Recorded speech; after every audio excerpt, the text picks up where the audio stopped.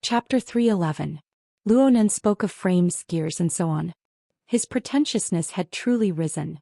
He paired it with a few professional terms, greatly increasing the effect of scaring people. Snake Tongue was silent for a time.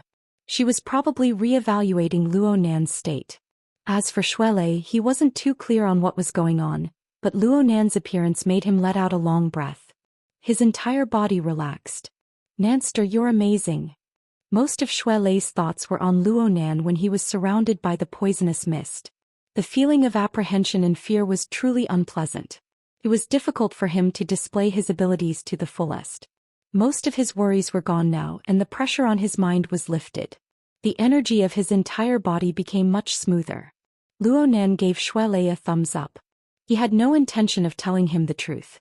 The feeling of losing control of half his body was unpleasant, but it was worth it if he could free up Xuelei's immediate combat strength. However, Xuelei was still afraid. He was worried that his opponent would use some sinister trick, so he whispered, "Nanster, I'll take you down now. No, we'll attack." Luonan's voice was even deeper, but his will was unwavering. The veins on his forehead pulsed slightly. The heart lantern of the eye's orifice coupled with the pyramid to form the glimmering breeze. It brushed across the viewing platform and most of the skyscraper. It illuminated every corner, including the life sketches of every living being.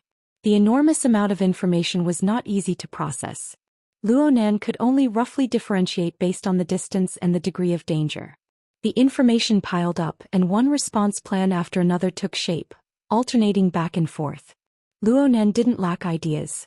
What he lacked was judgment built from abundant experience. At this time, the principles created by the experiences of his predecessors became the first basis for his judgment. Therefore, Professor Kragburst's principles of mentality were still the basis for Luonan's actions. His self-belief and plans were all built on the unshakable advantage of winning, which also created a will that was as hard as steel at this moment. "We don't have the time to continue tangling with Snake Tongue. Right now we need to get rid of Black Beetle. Without this starting point, Snake Tongue can only act in the mental domain. When that happens, victory will be ours." Xuelei's gaze cut across Black Beetle. He felt that the distance was suitable. He could advance or retreat, but there would be some variables once the battle began. In this moment of hesitation, his opponent made the first move. The Black Beetle let out a low and hoarse syllable. It sounded like an incantation, but it also sounded like the hissing of insects. The poisonous mist curtains closed around them, and the light green color suddenly deepened as it hissed in the air. Combined with Zhang Yingying's information, it was clear that he had forcefully catalyzed the poisonous fog. Not only was it neurotoxin, but it had also turned into corrosive poisonous fog. Presumably, Snake Tongue felt that the nerve poison wasn't effective enough, so she switched to a corrosive one and tried again. Luonan wasn't surprised when he saw this scene. His previous words weren't concealed at all. It was tantamount to forcing Snake Tongue to make a move. He sped up his speech and told Xuelei, "I remember you saying that you've just mastered the hidden thunder?" Luonan didn't wait for Xuelei to respond. He flipped through the pages of the notebook in his hand, and the last paperman appeared. What was different from its companions was that while it was in midair, its paper body ignited with flames, pouncing into the poison screen that was about to close. Special materials and special techniques formed a special flame. The quality was quite extraordinary, but this was an extremely crude response. The corrosive poisonous fog exploded and ignited upon contact with the fire. Large amounts of sparks sputtered out, and the toxicity violently evaporated. For a time, Xuelei's eyes and nose were filled with the smell of fire. His scalp felt like it was going to explode, and he finally understood Luonan's intentions. He gritted his teeth and let out a deep roar. The energy around his body was restrained, and then it erupted explosively. The martial arts suit on his body rattled, and streams of air rolled chaotically, scattering the oncoming flames. This move could prevent fire, but it could not prevent poison. The poison was instantly activated, and it was several times more intense than before. Even Xuelei felt his limbs go numb. Fortunately, his body was illuminated by the bright glyph. Soon these negative feelings were completely suppressed and cleanly swept away. Xuelei was most worried about Luonan. Right when he was about to turn around, someone pushed him on the back. "Make it quick. The push wasn't strong, but it was direct and efficient. It wiped away all distracting thoughts from Xuelei's mind. Xuelei growled. He relied on his powerful body to forcefully break through the area of sparks and smoke, charging upward. Luonan's body subconsciously wanted to slide down as he watched Xuelei's figure pounce forward. His already chaotic vision became even more blurry. But soon, the format pyramid and the heart lantern of the eye's orifice coupled to form the glimmering breeze. It blew through his orifices and illuminated his body. Everywhere it passed, the feeling of numbness was greatly alleviated. Strands of heat evaporated, giving him a bit more strength. In the end, he was able to steadily lean against the protective glass. He didn't reveal any fear. Deep within the mental plane, there was a strange shadow hiding behind layers of defense. It was impossible to detect any flaws. Xuelei's charge was a move that reversed the situation. Black Beetle had pressed forward to a certain distance, but Xuelei suddenly pounced forward. His powerful explosive strength made him seem like a fierce tiger crossing a ravine. He screamed as he arrived, and the stellar energy around his body directly tore apart the remaining smoke and poison screen midway. Black Beetle's control over the poison mist was completely broken, but his footwork was still erratic. He made timely missteps, allowing Xuelei to charge at him head-on. Xuelei's gaze was fierce. His tall and sturdy body instantly made a half-turn like flowing water. His shoulder struck and his elbow struck, drawing out a torrential storm of close-quarters combat. His small range of shifting changes was actually not much inferior to Black Beetle's. Black Beetle's reaction was still inferior to his normal state. He dodged the shoulder strike, but he couldn't dodge the elbow strike. His body suddenly stiffened. Xuelei seized the opportunity. A low roar burst forth from his throat. Full of energy, he punched out, followed by another. Black Beetle's shoulder, neck, and face suffered heavy blows. At first there was no sound, but after 3 punches there was suddenly the sound of thunder. The blows penetrated his skin and flesh, penetrating his brain. The latent energy exploded, and Black Beetle's ugly and deformed head swelled up and then exploded. Within the shattered skull, the beetle's body suddenly shriveled as if it was about to explode. In reality, it had used this to avoid most of the pressure from the punches. It forcefully shrunk downwards, following the broken blood vessels in Black Beetle's broken body. This scene was demonic and terrifying. However, Xuelei, who had entered battle mode, turned a blind eye to it. He only followed the flow of energy and hammered down with another punch. The sound of thunder rang out once more. The shoulder, neck, and chest of Black Beetle's broken body were severely deformed and caved in. It was no longer humanoid. Any normal person in such a state would have died 100%. However, Xuelei still didn't feel too good. His gaze locked onto Black Beetle's broken body and he hammered down again. But at this time, Luonan's telepathic thoughts directly entered his mind. Retreat. Xuelei didn't even think when he was stimulated. He withdrew his fist force and his figure flashed back. Black Beetle's severely caved-in chest suddenly swelled at nearly the same beat as Xuelei. It looked like his entire body was about to explode, but before it could explode, it was forcefully restrained by an incorporeal force. In the end, only a bloody mist erupted from Black Beetle's neck, which had already turned into rotten flesh. The bloody light hissed in the air. A portion of it sprayed towards Xuelei's head, but Xuelei's fist force burst forth, forcibly shaking it away. Xuelei's expression didn't relax after escaping from danger. He suddenly turned his head to look at Luonan, just in time to see the inexplicable flash of lightning in his best friend's blood-red eyes. Before Xuelei could understand what was going on, a despairing cry rang out in his ear. Ah! The ugly green-shelled beetle emerged once more from the upper half of Black Beetle's broken body. Half of its body fused into the damaged flesh, while the other half, including its head and the hard shell on its back, emitted fiery smoke. The light of flames curled upwards, faintly forming the shape of a human struggling in pain. It was Black Beetle's wraith. Perhaps Black Beetle was clear-headed at this moment, but his resentful emotions had already been reduced to the surface. His screams were filled with despair and fear. His screams were born from his current state of being neither human nor ghost. Snake tongue. Snake tongue. All of Black Beetle's vocal organs had been cleanly destroyed. His screams were actually the materialization of intense negative thoughts. They were like curses, but they were also like begging. Many thanks for your help. An extraordinarily gentle and refined voice quietly entered Black Beetle's ears like a gentle breeze. She used the airflow of the viewing platform as a musical instrument to play, and faintly discernible thoughts seeped in to produce sound. Who would have thought that this was Snake Tongue? The milder Snake Tongue's reply was, the more intense Black Beetle's reaction became. The intense emotions made the light of the flames burn even more. But no matter what, Black Beetle was just a potted plant in a flower pot of flesh and blood. No matter how it twisted and struggled, it couldn't break free. Couldn't die.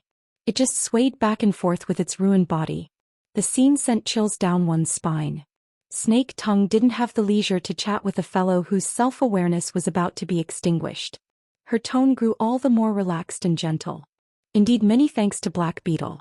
He allowed Lord Luo to display his strengths, and he allowed me to use this method to come into contact with Lord Luo. Shuelei didn't really understand what Snake Tongue meant, but when he heard her tone and the change in her previous sinister methods, he instinctively felt that something was wrong. Nanster. Luo Nan leaned against the protective glass. His blood-red eyes locked onto Black Beetle. The blood that had just stopped flowed down once more, dripping from his chin onto his white coat. Soon an eye-piercing mark appeared. Black Beetle's body had swelled to the point of explosion just now. Luo Nan had used his soul strength to forcefully interfere with Black Beetle's central gear, forcefully pressing it down. Otherwise, what sprayed out wouldn't have been a bloody mist. Instead, it would have been a standard flesh bomb. Shuelei might not have been able to withstand it, and Luo Nan would not have been able to withstand the rapidly spreading toxins in the environment. Luo Nan's interference technique was extremely ingenious. He had to have the ability to clearly see through the enemy's foundation. Only then could he do it. However, Snake Tongue was the manipulator of the other side. She had long since buried a trap here. Luo Nan's soul strength had just seeped in when she firmly locked it in place. The soul strength of the two collided head-on for the first time, forming a dangerous deadlock. The flesh bomb would explode with a bang if Luo Nan shrunk back in the slightest. Move back. Luo Nan squeezed out 3 words from between his teeth. Shuelei hesitated a bit, then he moved back. Snake Tongue borrowed the power of the wind to speak. Her voice was like a shadow following a body. She seemed to be in the mood for discussion. From the effects of the soul animating the paper man, the intensity of Lord Luo's interference power far exceeds the scope of what the intelligence indicated. Aside from the dereliction of duty of the intelligence personnel, this is the result of the coupling of the 2 gears. It must be a method that he just comprehended. Luo Nan calculated Shuelei's safe distance as he responded coldly, correct. No bonus points. However, Lord Luo should know very well that the root of your problem doesn't lie in your interference power. Instead, it lies in the serious imbalance between your body and soul. In other words, the problem of the disparity in the size of the gears. The more stunning your performance is, the more severe the consequences will be. So you used Black Beetle to create this trap for me? Luo Nan knew that creating a deadlock situation was absolutely not Snake Tongue's ultimate goal. Even though they were in a deadlock, Snake Tongue still used her superb soul strength to operate her techniques. She pressed down bit by bit, forcing Luo Nan to increase his input accordingly. They intertwined with each other until they transformed into a powerful incorporeal vortex. It was like a melee fight on the mental plane. This was none other than Snake Tongue's meticulous design. She used this method to make Luo Nan sink into the mud of a tug-of-war. Her ultimate goal was to avoid the powerful and fierce long-range attack.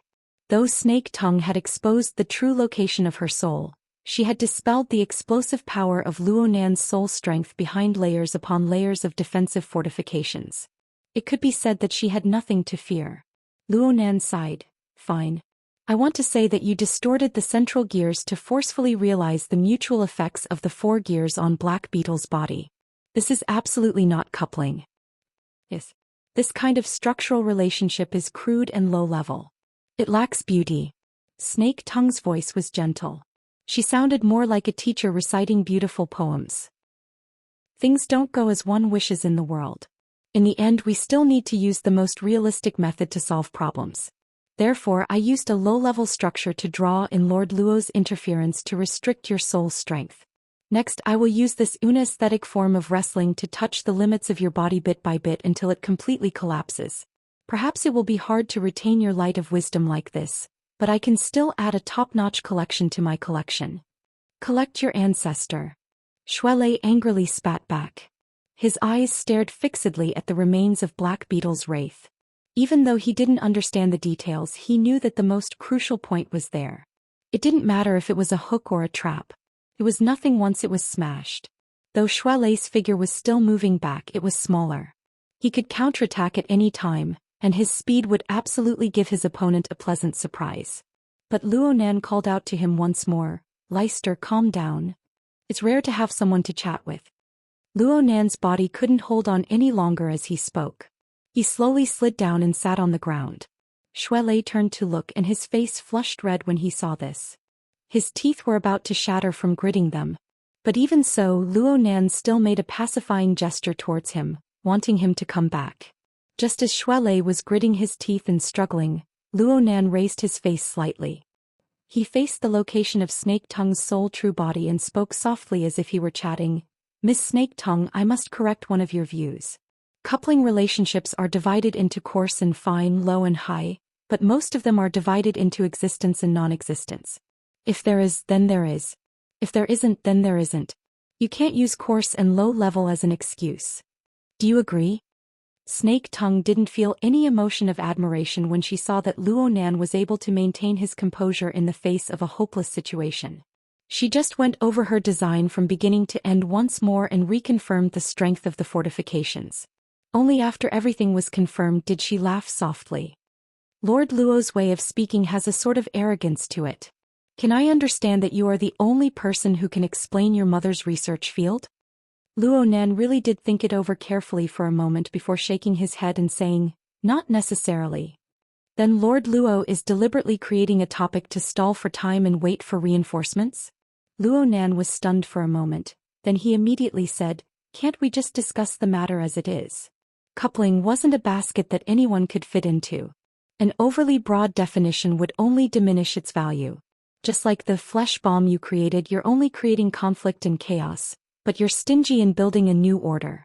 If you insist on your view, then I also insist that you really don't understand coupling. Over at Heavenly Ocean Lake, Puppeteer had already reached his limit before Snake Tongue could respond. He's just stalling for time. A military shuttle is rushing over. Look at the lights. At the end of the pitch-black curtain of night, nothing could actually be seen. However, it was already the peak hour of work. The lights of the vehicles were a bit chaotic. With the relevant experience, it was very easy to determine that these vehicles had received the message to make space for a military police ship that had temporarily cut in line to land. Snake Tongue was calm and collected. "It doesn't matter. In the current situation, unless the 3 heavyweights of Xia City rush over, no one will be able to help him out." Puppeteer nearly cursed out loud. "You're a soul body. You can come and go as you please. I need time to retreat." He forcefully suppressed his emotions back into his stomach. He also understood that he couldn't keep playing with someone like Snake Tongue, so he decided to retreat first. Puppeteer shot a glance at the fuse that was already on the verge of death. This person was already useless. "Forget it. I've done my part. I'll help you one more time. You guys play slowly. I won't keep you company. Yeah, before that, I need to leave behind a few beautiful memories." Puppeteer faced Luonan and Xuelei with a smile as brilliant as the sun, revealing a mouthful of white teeth. Then he contacted Tank through his wristband, who had yet to appear. "Do something that leaves a deep impression on people. Like lighting a fire or something." Luonan's drooping eyelids suddenly twitched twice. Xuelei was stupefied for a moment before he suddenly came to a realization. He hastily turned his head to look at the distant wetland jungle. However, the sky had long since darkened. What could he see? Even so, it was impossible to count on the kindness of this group of people. Puppeteer continued chatting with Tank. "If time is a bit tight, then just burn the top. Pay attention to destroying the fire system first." "Holy crap. That fast. Okay, I'm just talking nonsense. I trust in your professional level. F***CK. Xuelei's hair stood on end as he thought about the misfortune that the legendary building was currently suffering. He cursed loudly. "Snake Tongue, you dare?" Puppeteer shrugged. "None of her business. This has nothing to do with me." Snake Tongue's voice was as gentle as before. However, regret is a hook buried within one's memories. Can always pull out the most moving tastes in the world. I don't mind painting my collection with a layer of tragic colors. Puppeteer cursed her inwardly for being unreasonable. His gaze behind the diving goggles swept past Shuelei, who was practically on the verge of burning. There was also Luo Nan, who was sitting on the ground. Only his blood-red eyes faced Luo Nan, who had an expressionless face. His steady. You're pretending to be like this to purposefully disgust people, right? Fine, we'll be disgusted by each other. Puppeteer's smile grew even wider. Fine. You guys chat slowly. I'll be leaving first. Oh, thank you, Snake Tongue. You saved me the expense of a fuse. As he spoke, his thumb, which was gripping Xianxi's slender neck, rose slightly. He forcefully moved the woman's chin, forcing her to regain a bit of clarity. Emotions of fear surfaced once more within Xianxi's hazy and dazed pupils.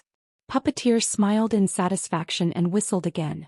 The water of the heavenly ocean lake rumbled, and the devil ray restlessly slapped the surface of the water. Its enormous mouth split open and it looked at the figure above, drooling with desire. Puppeteer laughed softly, but he deliberately raised his voice. This is your reward. Drag it down and enjoy it slowly. Don't be too anxious. Let the people on every level take a look. Let our Mr. Luo have ample time to consider. His mother's work or his lover's life. Which one should he save first? Or perhaps he can't save either?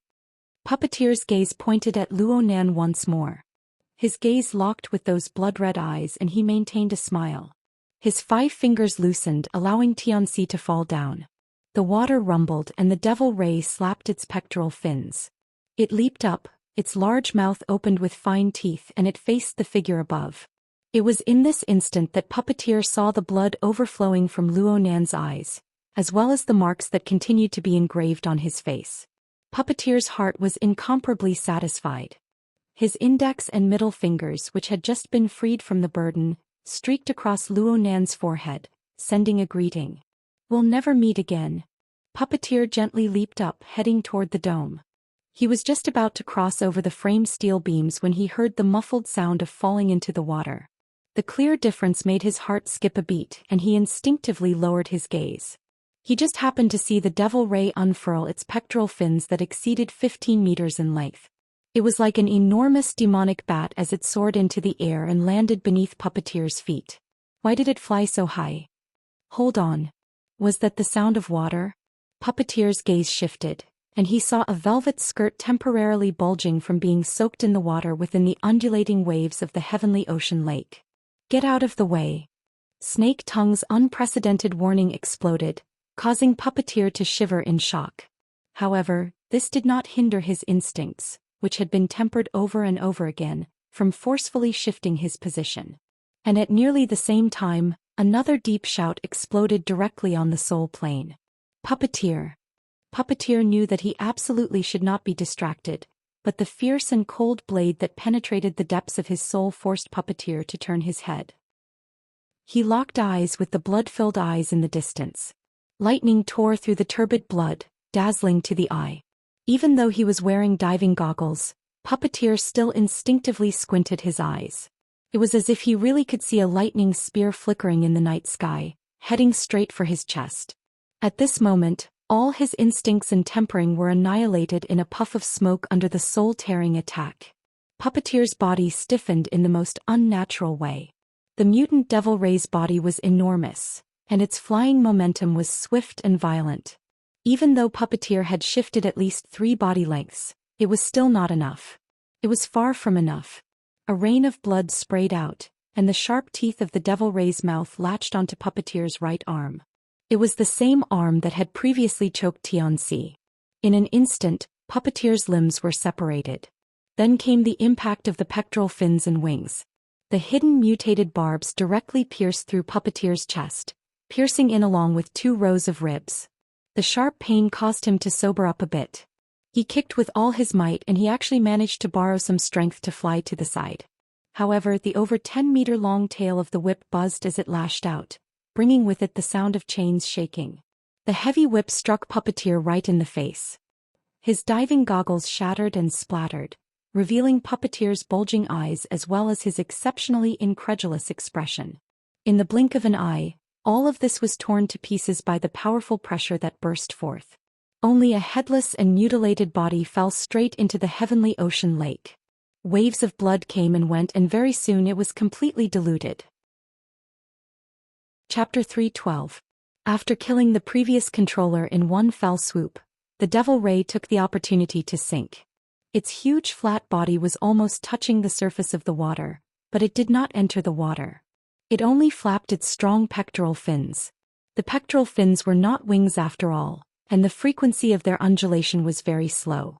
However, when the airflow passed through the cross-sections that looked like waves, it was affected by an amazing force and gathered layer by layer. The density of the airflow increased and became one of the sources of power, allowing the gigantic body that weighed several tons to be lifted in the air calmly. The 15-meter-wide behemoth floated above the viewing platform.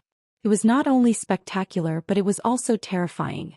The pool below was affected by the compressed air, and waves surged up the shore layer by layer. Xianxia, who had just fallen into the water, was also lifted up by the surging waves. She lay on the edge of the pool in a daze. On the other hand, Puppeteer, who was completely dead, was completely submerged in the ripples of water, vanishing without a trace. You can already control mutants, yet you're doing such meticulous work? Due to the impact of Puppeteer's death, at least half of Snake Tongue's attention was currently focused on the heavenly ocean lake. Actually, she could still accept the Devil Ray's betrayal. Puppeteer, this half-baked Puppeteer, deserved to die this way. It was just a matter of time. On the other hand, mutants with strengthened bodies were not much of a threat to her. What truly concerned Snake Tongue was Luo Nan's method of controlling the Devil Ray. Based on the Devil Ray's performance, it was able to clearly distinguish between a person who had fallen into the water. It had sent Xianxia to the shore and let Puppeteer's corpse sink to the bottom. The rarest thing was to follow one's natural instincts and make use of the impact of the waves. This was the consideration of the Devil Ray, not the thinking of humans. This proved one point. Luo Nan's control over the Devil Ray was to subdue it, not to manipulate it. This was an extremely high-level technique even among the Puppeteers. Puppeteer had used professional techniques to bypass it, but what did Luo Nan rely on? Luo Nan must have seen Puppeteer reveal the Devil Ray. Luo Nan only acted on the spur of the moment. During this entire process, neither Puppeteer nor Snake Tongue herself noticed anything at all. Even when the Devil Ray betrayed them, Snake Tongue still couldn't confirm what was going on. This method was not mentioned in the intelligence.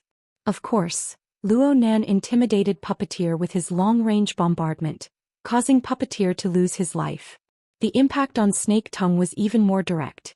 It was clear that Luo Nan wasn't restricted by her at all. What in the world was going on with her entanglement on the mental plane? This guy is like a treasury. No, an armory. Snake Tongue was completely unable to predict what this seemingly inexperienced and stubborn half-grown child would pull out in the next moment. Could formatting theory and coupling theory be a spiritual weapon production line? Due to the impact of Puppeteer's immediate death, Snake Tongue's considerations had clearly increased, to the point where she forgot for a moment that now wasn't a good time to mull over such matters. With a slight jolt, he locked onto the location of his soul body. Snake Tongue's heart sank a bit. She saw Luo Nan turn his head at the edge of the viewing platform. The lightning in his eye sockets tore apart the bloodstains and pierced through the air. It was the move he had used to deal with Puppeteer. Snake Tongue had exposed the location of her soul body for the sake of better entanglement with Luo Nan on the mental plane.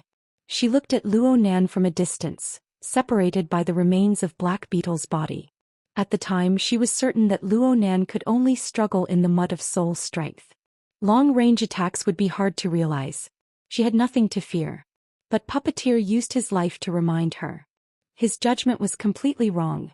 Snake Tongue knew that it was too late to dodge, so she relied on the fortifications to resist. Unfortunately, the tyrannical attack that he had predicted did not come.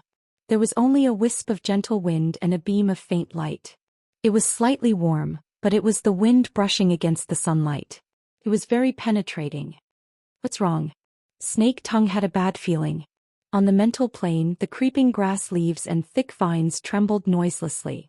They crisscrossed layer by layer, forming a special structure that covered the majority of the viewing platform. The complex surface structure often caused people to overlook the roots of the vines. In reality, every thick vine had a parasitic soil. Earlier, when Luonan had cleared the area, he had knocked down several dozen tourists. These people had been used as trash by Snake Tongue. She had planted the Nightmare Vine spell on them, interweaving their energy, blood and soul power into a net, becoming the foundation of her fortifications. This move was similar to Puppeteer's fuse, but it was more exquisite. Not only could it divert the mental attack, it could also forcefully stimulate everyone's potential, causing the Nightmare Vine to grow wildly. It became a resource for Snake Tongue to control. It was suitable for both offense and defense. But right now Luonan's mental attack did not come. There was just a gentle breeze blowing and a glimmer of light shining through the gaps in the structure of the Nightmare Vine spell. It was all-pervasive, making Snake Tongue feel that water had already seeped through the layers of fortifications she had constructed. An ominous cloud covered Snake Tongue's mind for the first time. Luonan's choice made Snake Tongue even more fearful than his methods. He was a young man. An eye for an eye. After killing a powerful enemy with a backhand, he had come with the momentum of a great victory. He should have carried on the experience of his victory and made persistent efforts in order to achieve victory a second time. But Luonan did not. All the intelligence indicated that this child lacked actual combat experience. But he had performed an inconceivable transformation between hard and soft. He had used the most correct and intelligent method to see through the trap of the fortifications. It was very hard to explain this with experience or intuition. It was as certain and natural as copying a standard answer. Snake Tongue knew that if this continued, her foundation would be stripped clean. And that would undoubtedly be the time for Luonan's mental attack to completely tear apart her defenses. What to do? 100 thoughts flowed through Snake Tongue's mind, but they were all meaningless. This was because she could no longer see through Luonan. Beep. Beep. A ringing sound came from Luonan's wristband. This was a warning sent by the control center after the fire protection system of gear was cut off. The destruction of the tank continued. It was only a matter of time before the fire started. Luonan's face was as gloomy as water. Snake Tongue could feel the irritation within the soul strength that was projected over. A cold killing intent seeped out from the glimmering breeze. It was unreserved. However, Luonan's penetrative force was not affected. He just shifted his gaze to the sky above the heavenly ocean lake, pointing straight at the devil ray floating above the water. The sound of water surged and the devil ray's height increased.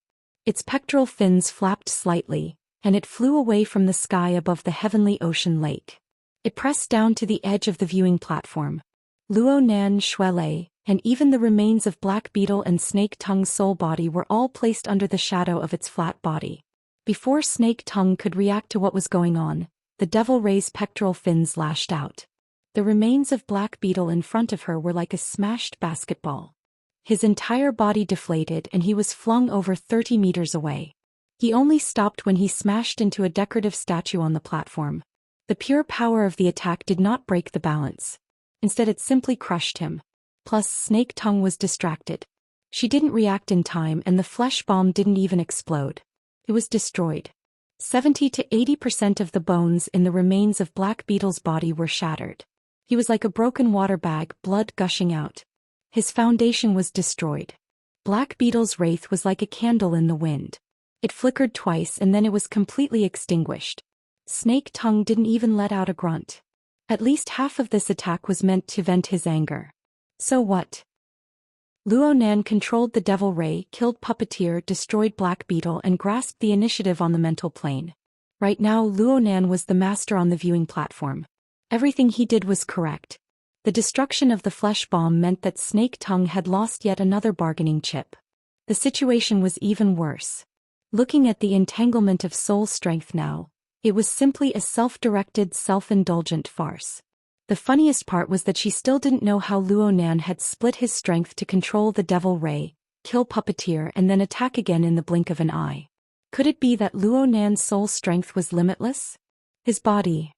How could his body possibly hold on? On the other side, the body of the devil ray was far too large. It was hard to control its balance in the air.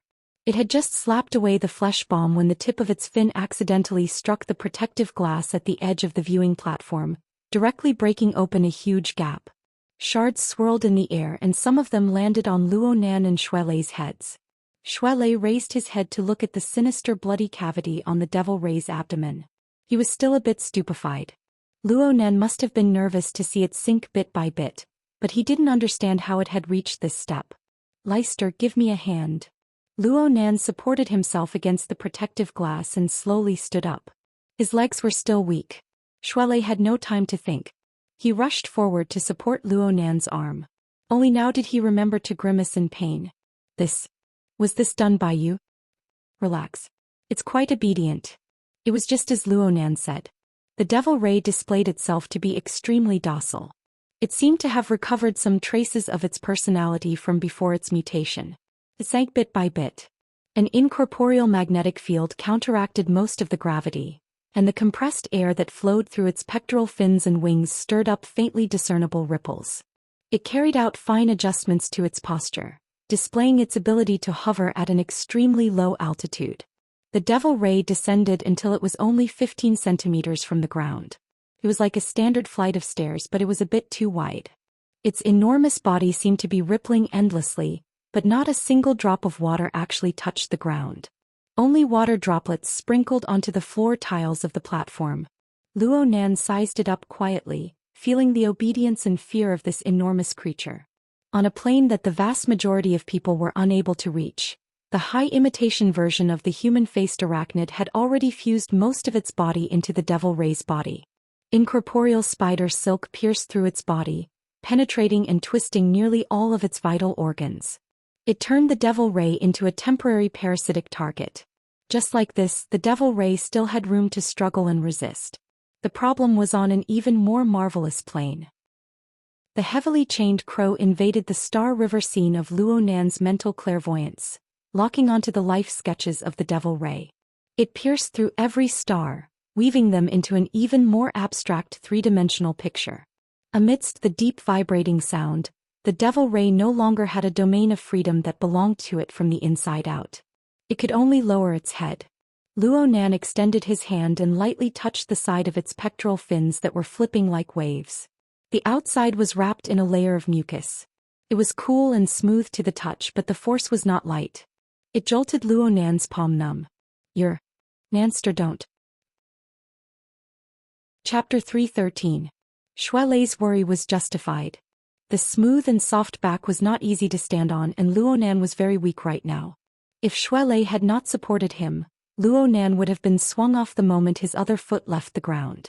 Luonan had no intention of giving up halfway. He took a deep breath and lightning flashed in his eyes once more. The marvelous coupling power of the big and small gears penetrated through his body. It was like the stimulation of an electric shock cardiopulmonary resuscitation. The pores of his entire body opened up, and a numbing heat wrapped around him. The heat was dense and undissipated in a small circle inside and outside his body. Xuelei was caught off guard by the feeling of electricity passing through his palm. He let go by reflex, but his reaction was top-notch. He extended his hand to support Luonan, but Luonan exerted force with his left foot, which was on the edge of the Devil Ray's back. He stepped out and truly stood on the flat body of the Devil Ray. The Devil Ray was not quite used to it. The amplitude of the undulations of its body suddenly increased, and Luonan's body involuntarily leaned forward. But under the coupling effect of the heart lantern of the eye's orifice, it shone at the right time. Lines filled with foresight were laid out. It was like an incorporeal spider web was laid out on the Devil Ray's back. The marvelous stickiness, the corresponding sense of balance between Luonan and the Devil Ray rapidly increased. Luonan's own predictions, his control over the devil ghost fish, and the information-sharing mode formed by the coupling of the large and small gears allowed Luonan's foresight to penetrate deep into every corner of the devil ghost fish's body. Even the changes in its emotions could be seen. His heart lantern of the eye's orifice had yet to truly reach maturity, but the changes that came from the coupling had already exceeded the limits of the heart lantern of the eye's orifice. Gym Master Xiao spoke of a heart lantern, a candle illuminating the 9 hells.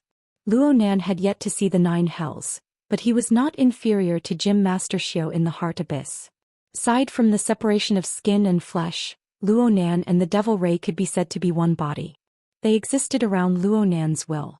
Under this state, Luonan took a step and the force of his body leaning forward was eliminated. He swayed slightly and he grasped balance.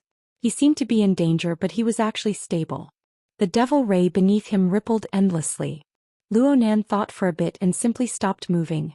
The vibrations of the flat body of the devil ray beneath him increased in amplitude, and Luonan intentionally controlled the mode. Luonan stepped on the rippling body and moved forward smoothly, all the way to the front of the head of the devil ray.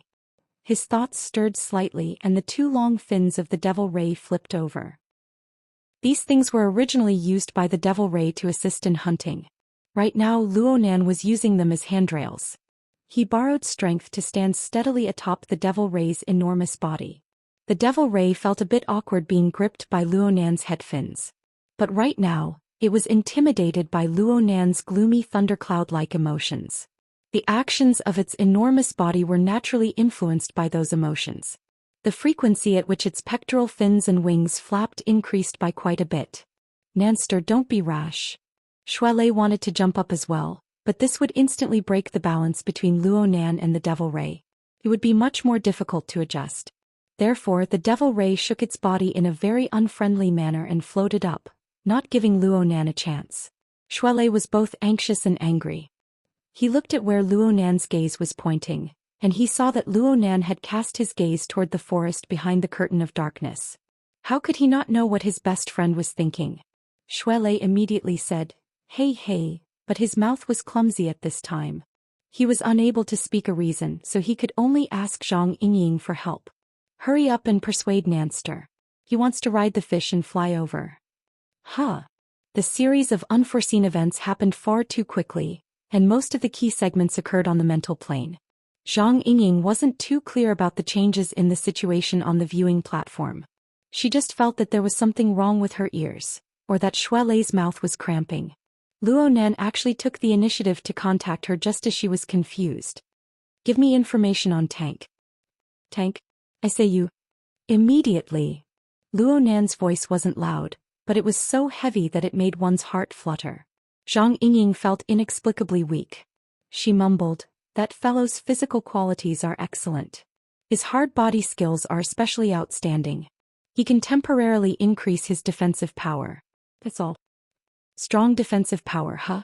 Luonan looked as if he understood something. "What's going on over there?" "Hey Luonan, Oops. Before Zhang Yingying could finish speaking, a terrifying deep howl rumbled over from the other side. Her heart suddenly clenched and she felt her blood sink. Her brain went dizzy and her entire body felt bad. She practically cut off the communication by reflex. Her body felt better this way, but when she came to her senses she could only look at the disconnected communication display and slap her head. On the viewing platform the devil ray rose 7 to 8 meters into the air. It suddenly opened its enormous mouth and at the same time, its lower abdomen had 2 rows and 4 rows. A total of 8 cracks opened up. This was where the gills of a normal devil ray should be. However, after the mutation there were already some mutations. Right now, traces of the flesh and blood of the fish in the crystal pillar still remained on the gills. The vicious aura of a mutant was displayed to the fullest. A low-frequency howl rang out from the gap between its enormous mouth and its gills.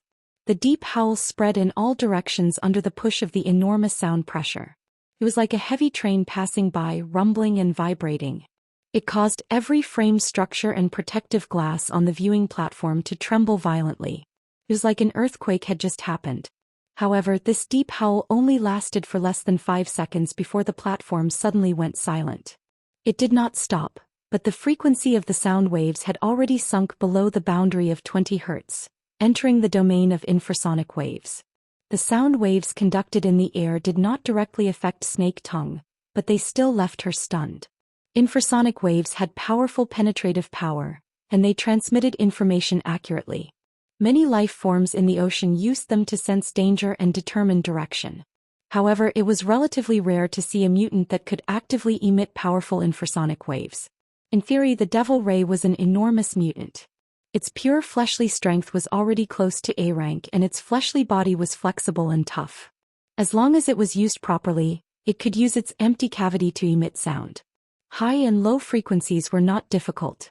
It was understandable. The crux of the matter was how it was used.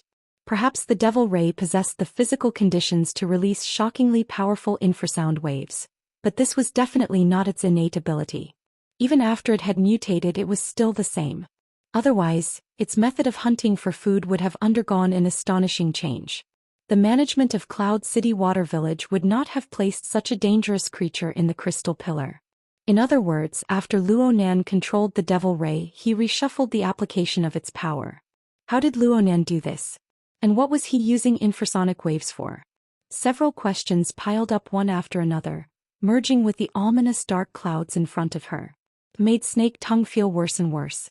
Her train of thought was inevitably affected by the successive changes, and she began to deviate. But at this moment, a substantial psychic pressure arrived, making her mind shiver. A floating curtain was set up on the viewing platform. For the sake of making sounds, the Devil Ray's enormous body was nearly upright at a 90-degree angle.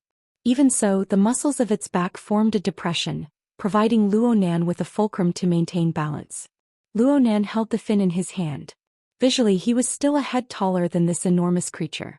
Their relative height exceeded 10 meters. He looked down from high above, like a god controlling a gremlin, overlooking the location of Snake Tongue's soul body.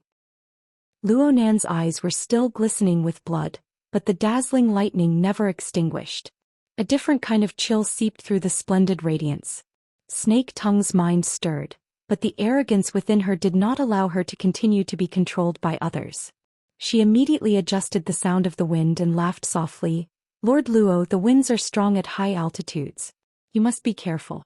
Or perhaps you need my help in negotiating with Tank." She suddenly cut herself off halfway through her words. The high-pitched and suppressed infrasound didn't directly destroy Snake Tongue's vocal spell. But after a period of time, she adjusted it to the most suitable frequency, and a change followed. On the viewing platform, the tourists that Luonan had cleared out earlier still had muddled consciousnesses, but they groaned and struggled in a daze. It was as if they were having nightmares. Snake Tongue finally figured out the true target of the infrasound. The carrier of her nightmare vine spell was suffering from the impact of the infrasound, forming a dangerous resonance in the heart and lungs. Was it going to kill indiscriminately? The nightmare vine spell was built on a human carrier. If the entire group of people died, the spell would naturally dissolve and disintegrate. But Snake Tongue had analyzed Luonan's personality. She didn't believe that this half-grown child would have the courage to wipe out several dozen, no, hundreds and thousands of lives in one fell swoop. It must be known that the penetrative power of infrasound was very strong. If one really found the correct frequency, then the enormous sound pressure of the mutant Devil Ray, supported by its neurorank power, would sweep through the viewing platform.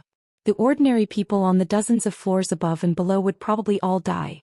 But looking at Luonan's posture, could it be that the destruction of his mother's work had stimulated Luonan to the point of losing his rationality? Snake Tongue really didn't dare to confirm this as she looked at the bloody light and interweaving lightning and fire in his eyes. A second passed, or maybe even less, before she suddenly heard Luonan speak. "I shouldn't waste time on you, but I need to practice." Luonan's straightforward narration was devoid of emotion. It displayed that Luonan still retained his rationality, but this bit of rational strength was unable to wrap around the restless killing intent within. Snake Tongue didn't understand what he meant by practice, but she soon discovered that Luonan had excellent control over the infrasound, whether it was in the intensity of the sound pressure or the range of influence. Luonan used a technique that Snake Tongue was completely unable to understand. Separated by a layer of Devil Ray, he realized this precise operation. This caused several dozen people to walk on the line between life and death, but they didn't collide with the line. Soon the effects of this technique manifested. The resonance of the heart and lungs wasn't fatal, but it caused the blood and energy of the unconscious people to roil.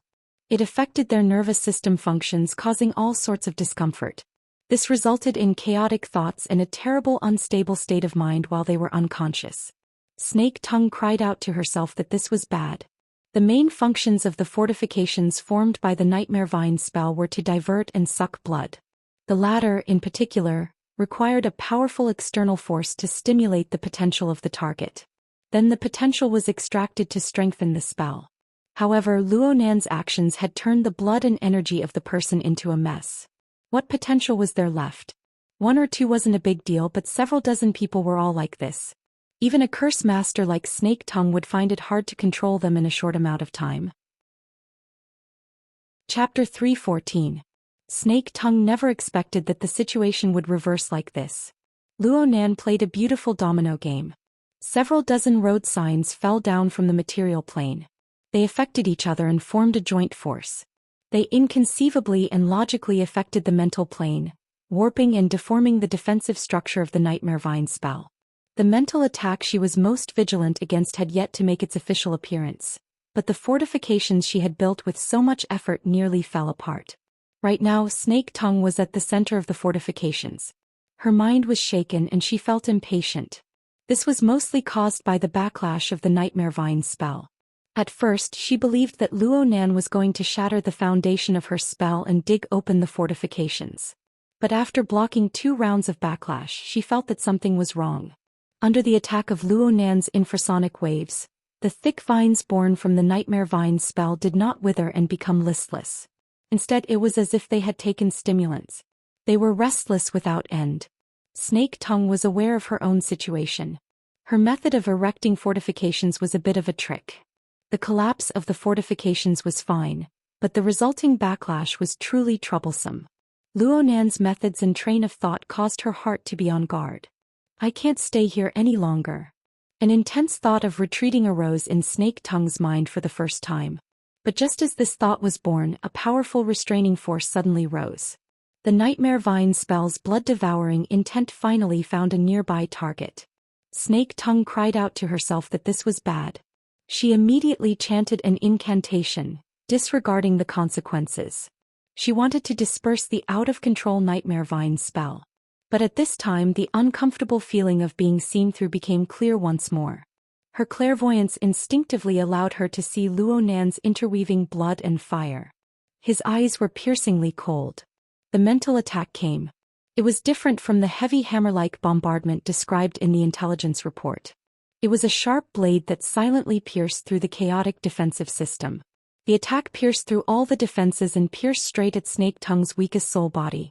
This attack didn't heavily injure Snake Tongue, but it interrupted the spell she had just prepared. It also severed the last bit of possibility for her to control the Nightmare Vine spell. But from Snake Tongue's perspective, the most fatal part was the Nightmare Vine spell's defensive system. It transformed into an invisible cage on the mental plane, trapping her within. She wouldn't be able to struggle free in a short amount of time. Snake Tongue used all her strength and tried all sorts of methods. This included her most dreaded method of interfering and transforming between the mental and material planes. However, none of them worked. Instead, her soul body interfered too much with the material plane after a series of attempts. She gradually revealed herself. Nancy, you've gone too far. Just as Shuelei rubbed his chest and walked out from the Devil Ray's wide back, he saw a shadow appear in the open space in front of him. It was vaguely like a woman, glowing with a faint green light in the night. Upon closer inspection, that light was clearly a curtain of hair that fell to the ground. Half of it draped over the back, while the other half covered the exceptionally delicate figure of a person. Such a form was like that of a ghost or a spirit. It was so faint that its face could not be seen clearly, as if it would dissipate in the wind at any time. However, upon closer inspection, there were several tens of long strands of smoke surrounding this delicate woman. They were intertwined with each other. When they fluttered, they were like streamers of feathers, but when they were ferocious, they were like a prison cage. His Snake Tongue? Shuelei had guessed it, but he was still a little confused. He didn't know why this mysterious expert who had been fighting against them for a long time would suddenly appear, and in such a form at that. This wasn't the same as the ugly and sinister Black Beetle's mutilated body from before, okay? Snake Tongue didn't care about how she looked. Right now there was no one else in her eyes. There was only Luo Nan. Her soul had left her body and she had been forced to reveal herself. From her perspective, the situation had already completely collapsed. And all of this was caused by the teenager on top of the Devil Ray's head. Compared to the result, Snake Tongue was even more unable to accept the process. She didn't know at least half of the methods Luo Nan used from the moment he truly unleashed his strength. In other words, she was muddle-headed and ended up in such a state. The most absurd thing was that her and Luo Nan's soul strength were still entangled. But what was the point of this entanglement? The feeling Luo Nan gave her was that he was clearly using a single pinky finger to hook her in place. The rest of his body was casually toyed with. And this was the effect that Snake Tongue believed she could achieve.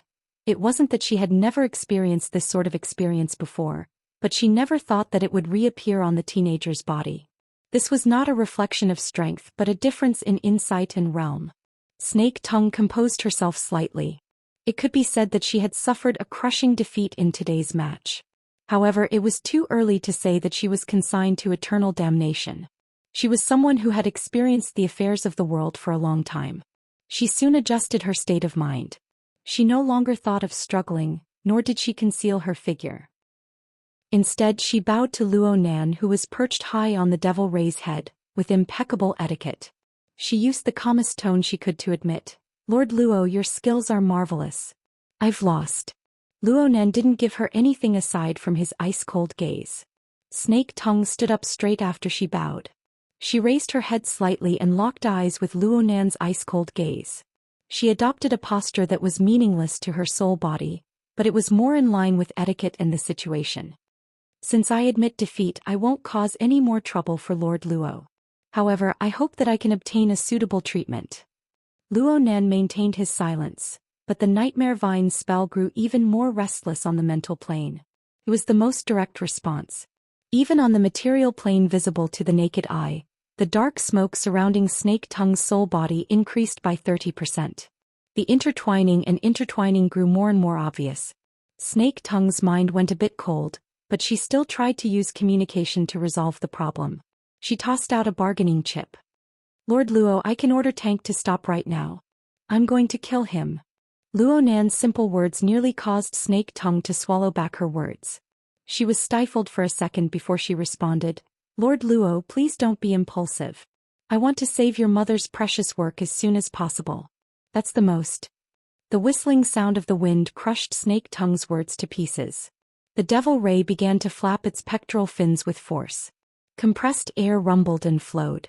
Its momentum was astonishing. Just like this, it soared several meters higher. It seemed as if it would leap into the sky at any moment. Luo Nan stared at Snake Tongue from an even higher position. "You've been resisting all this time. I've already wasted 2 minutes here." Snake Tongue obviously had to resist. Even if her defeat was already decided, she wouldn't allow herself to be trampled upon. Clearly, there was an enormous disparity in their understanding of each other. She couldn't help but feel her heart sink. But at this time she saw Luo Nan close his eyes. His eyelids were still trembling. This action allowed Snake Tongue to confirm one thing. Luo Nan was certainly extremely exhausted. That made sense. How could his body endure the continuous use of such terrifying methods? Perhaps she should continue to waste time? Just as this thought stirred, Luo Nan's eyes opened. Lightning leaped within his bloody sockets. "And you're going to continue wasting time." The Nightmare Vine spell, which was used to devouring its master, fiercely contracted just as Luo Nan finished speaking. At the same time, the second wave of mental attacks arrived. Snake Tongue suffered a pincer attack. Her shadow fluctuated and warped, showing signs of disillusionment. She did her best to resist, but at the same time she also used her glib tongue to persuade Luo Nan. "Lord Luo, it's true that I will suffer heavy injuries if you insist on going your own way. But it's just as you said. You won't have a future to speak of under the direct wear and tear of the big and small gears. Formatting theory. Coupling. Where will you go to verify these wonderful theories?" Luo Nan heard all of this clearly. He subconsciously released a hand from the Devil Ray's fins and gently touched his cheek. It was a bit numb. He exerted a bit of force and there was a terrible tearing sensation. But so what? If my mother compromised for the sake of her life, then I wouldn't exist in this world. If I compromised for the sake of my mother's work, you shameless bastards, then even if I saved gear I would still be bound to leave a stain. And you guys could come at any time. Luo Nan's voice was low and hoarse. He was practically talking to himself. This was his train of thought. Actually, he didn't know if it was right or wrong. But right now, his emotions, intellect, energy, and all the other components resonated. This was what he obtained. There was no need to fake it. Snake Tongue didn't even have the time to get angry after being labeled a shameless bastard. She saw the devil ray charge up fiercely. It let out a soundless roar and countless vine strings were released one after another. There were no substantial sound waves, but the corresponding rupture and tremble on the mental plane was like a sword cutting through 100 bowstrings and a dragon binding net. The rhythm of collapse, collapse, collapse and collapse exploded in the depths of her mind. Her ghostly body was actually involuntarily lifted into the air. Gales surged and the world spun. The nightmare vine spell transformed into a knot, wrapping around her as she drifted in the night wind. She was like a bird or beast that had been tied up after a hunt. Snake Tongue's mind was deep from the continuous humiliation, but her heart was also burning with poisonous flames. She shouted out Luonan's name for the first time. "Luonan, don't you regret this?" What responded to her was the sonic boom of the devil ray's wings striking the wind. In an instant the devil ray had already flown out from the viewing platform. It entered 1,000 meters high in the sky without anything to rely on. Luonan occupied a position high above the devil ray's head and looked down. The heart lantern illuminated the entire region. It was hard for the darkness, the forest and the buildings to block it. There was nothing else in Luonan's eyes.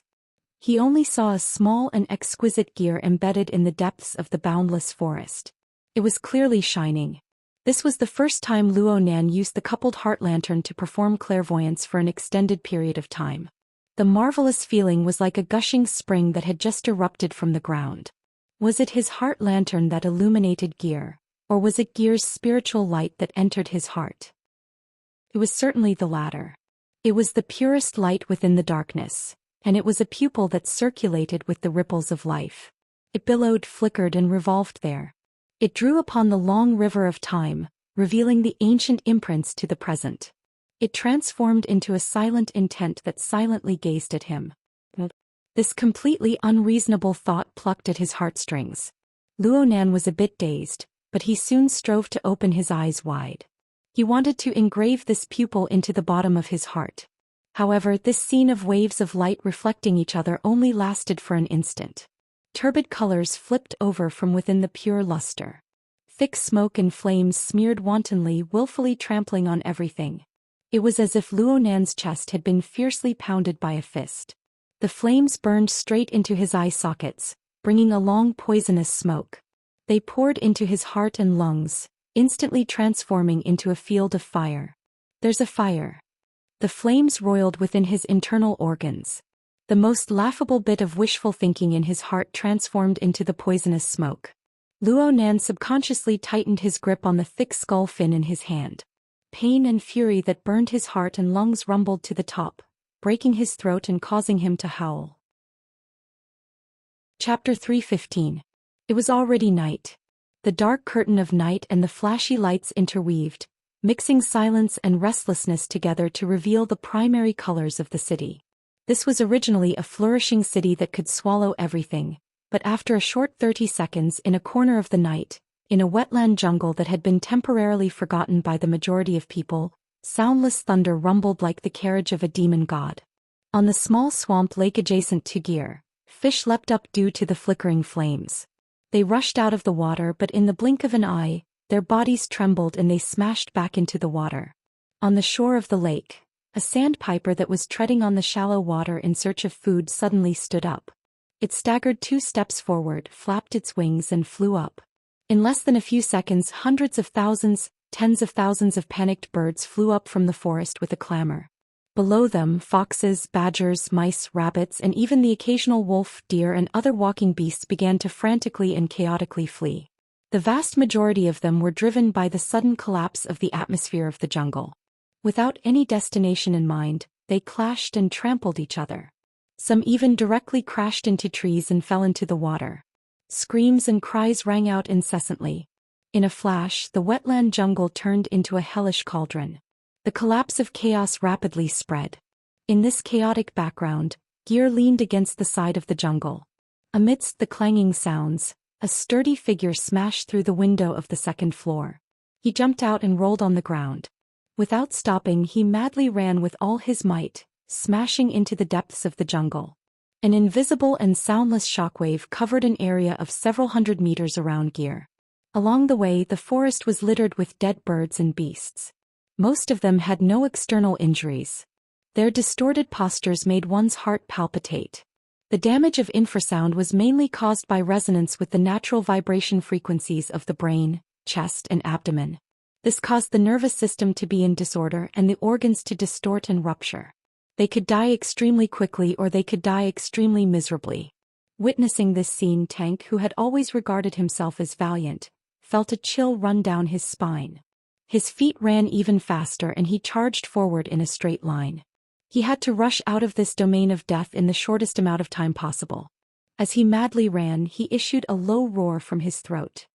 His organs squirmed and the power of his blood and energy gurgled.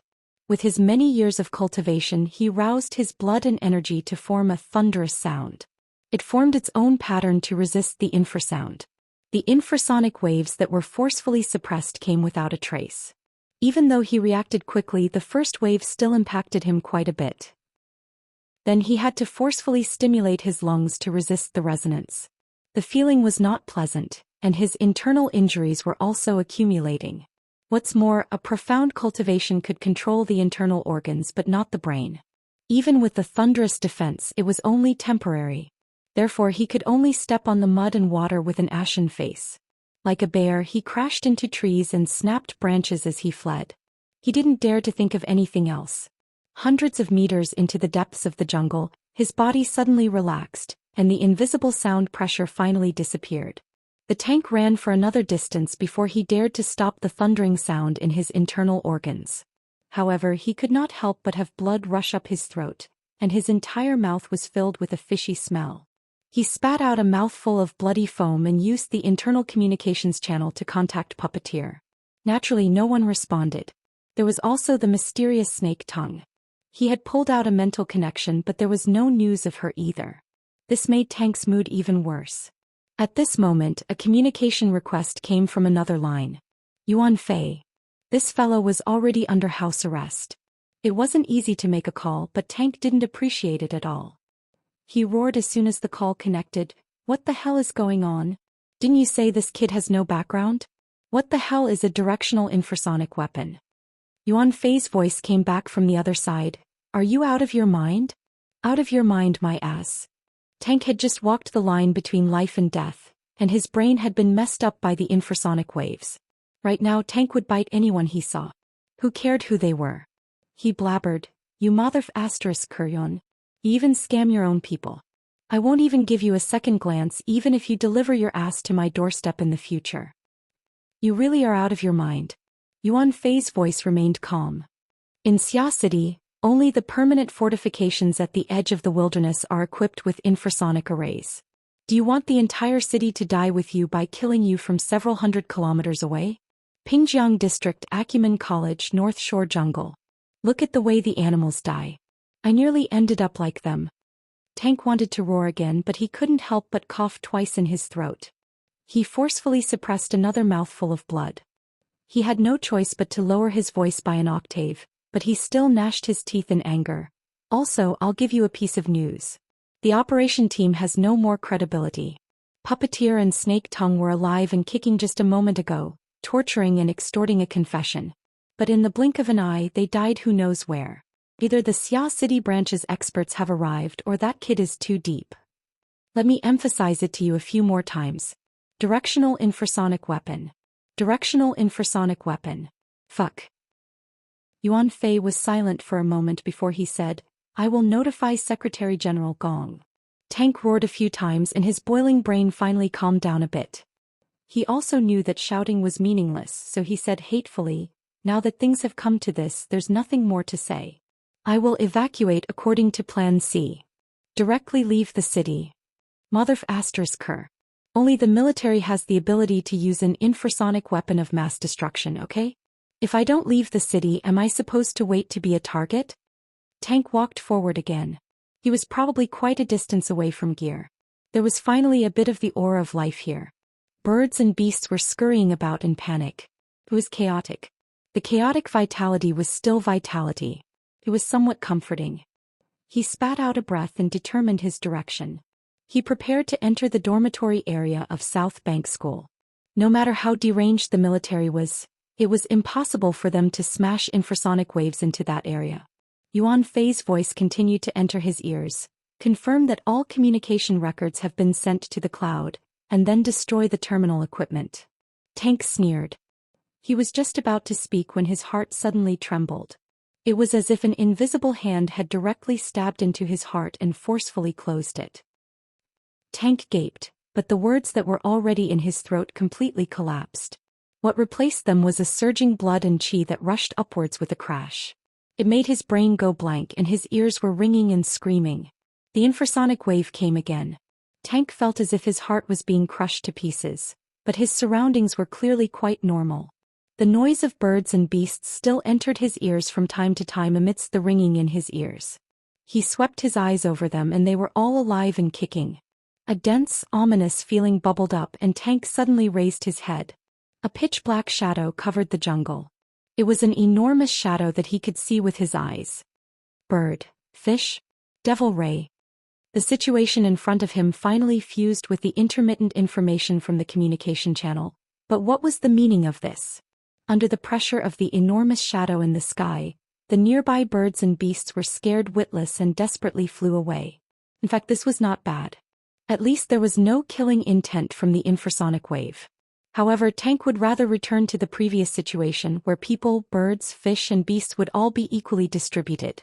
It was not that there was no infrasonic wave now, but that it had truly completed directional restraint, and the terrifying sound pressure energy was completely directed at him. The low-frequency shock wave penetrated the branches and leaves of the forest, and also penetrated his internal organs and skull. From within, a malevolent Grim Reaper's hook appeared, probing the natural frequencies of several of his body cavities, seeking a connection. Tank's reaction was actually very fast. The moment his heart was attacked, he once again stirred up the sound of thunder. However, the problem was that no matter how he forcibly changed the resonance frequency of his internal organs, he used the sound of thunder to form its own pattern. The infrasonic wave that penetrated his skull and internal organs would correspondingly change and firmly lock onto its frequency. After such a series of changes, Tank could not bear it anymore. In particular, the area of his skull where his martial arts could not go up was continuously ravaged by a storm. After a few repetitions, the powerful impact shattered the wall of his willpower, releasing a huge amount of negative emotions. Tank was really about to collapse. Under the effect of the infrasonic wave, his body, which was a complete and harmonious whole, was torn into several conflicting pieces. His qi was in disorder and his qi and blood were in reverse. Despite having the strength of steel, they collided and rubbed against each other, pulling each other back. This was not a powerful attack of punches, but a strangulation that wanted to tear him to pieces from the inside out. Tank.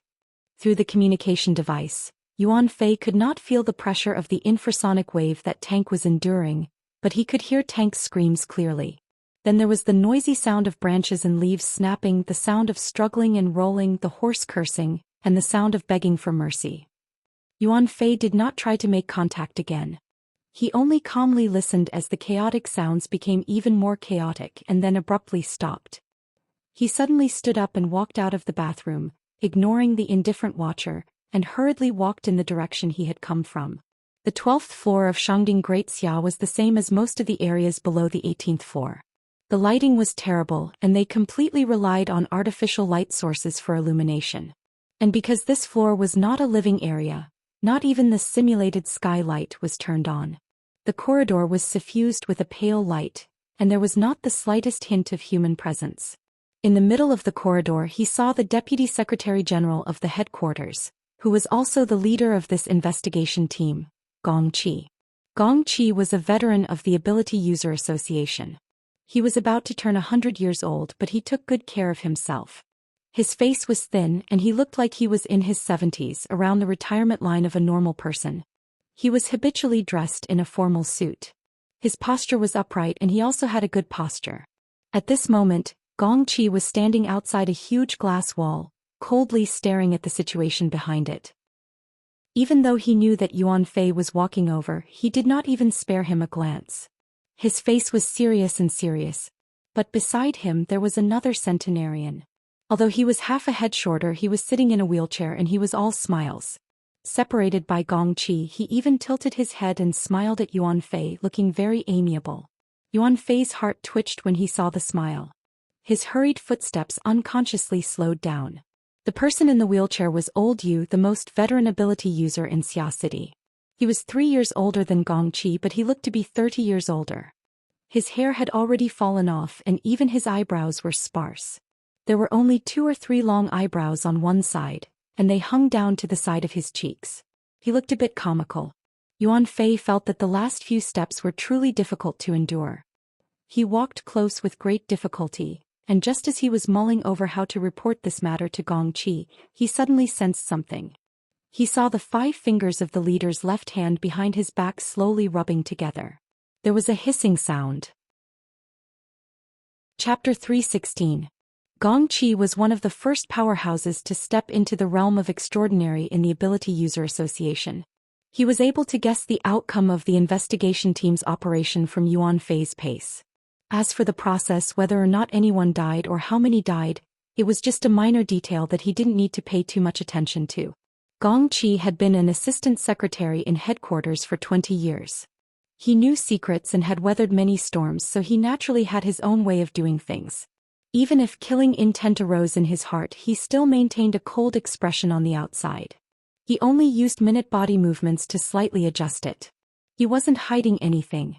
Hiding was useless. Old man Yu Gang beside him might not be able to climb to the rank of extraordinary for his entire life, but he still had clear eyes and a clear heart. Pretending too much would only make him a joke.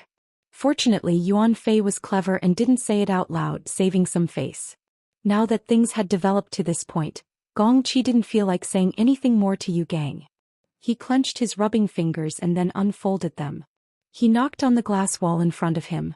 The matter of Quantum Corporation's complaint is more or less clear now. The structure of this girl's body and soul is peculiar. There are many coincidences with what the Water Divine General proposed all those years ago. It's very interesting. How about this? I'll take her away. She's here to recuperate. Distrust. Aren't you destroying her by sending her to your hands? At Old Man Yu's age, he did as he pleased. He spoke straightforwardly and fiercely without any intention of being polite. Gong Qi was used to it. His eyes didn't even twitch. Headquarters conditions are always better. It's better to develop a girl's value. Old Man Yu's eyelids were already about to lose their liveliness. Only his long eyebrows slightly trembled. Develop? You've been doing business very smoothly lately. You've pretty much learned the skills of those big corporations. Gong Qi finally frowned. It's about developing.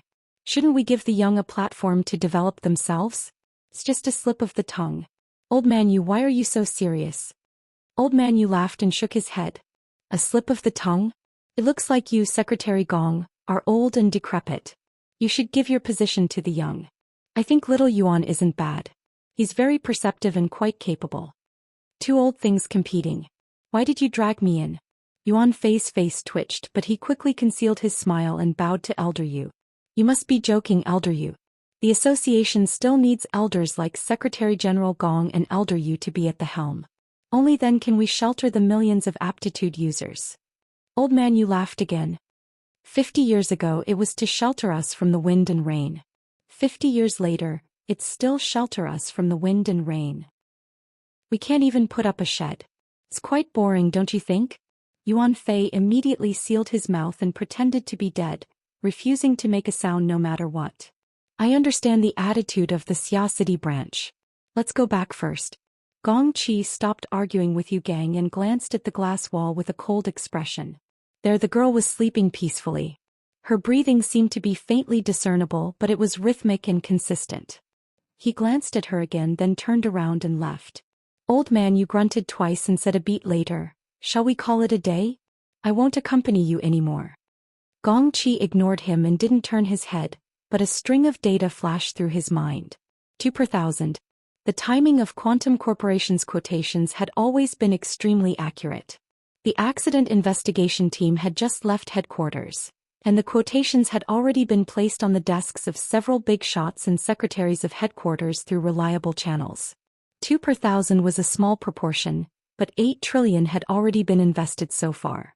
In the future, There would likely be several times more investment in this super project. Any small change would be magnified to an astronomical figure.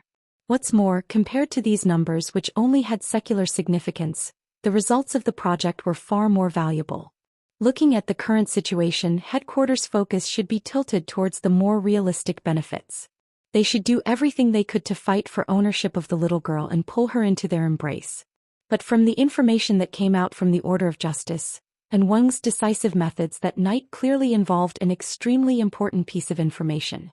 It was one of the ultimate secrets that headquarters had always hoped to obtain for many years. These two matters were stacked together. Which was more important? How to allocate power and resources. Headquarters had a headache. Now it looked like the Apocalypse Laboratory's arrangement of research and excavation was truly a foresight. But when things came to a head, who wouldn't want to have the best of both worlds?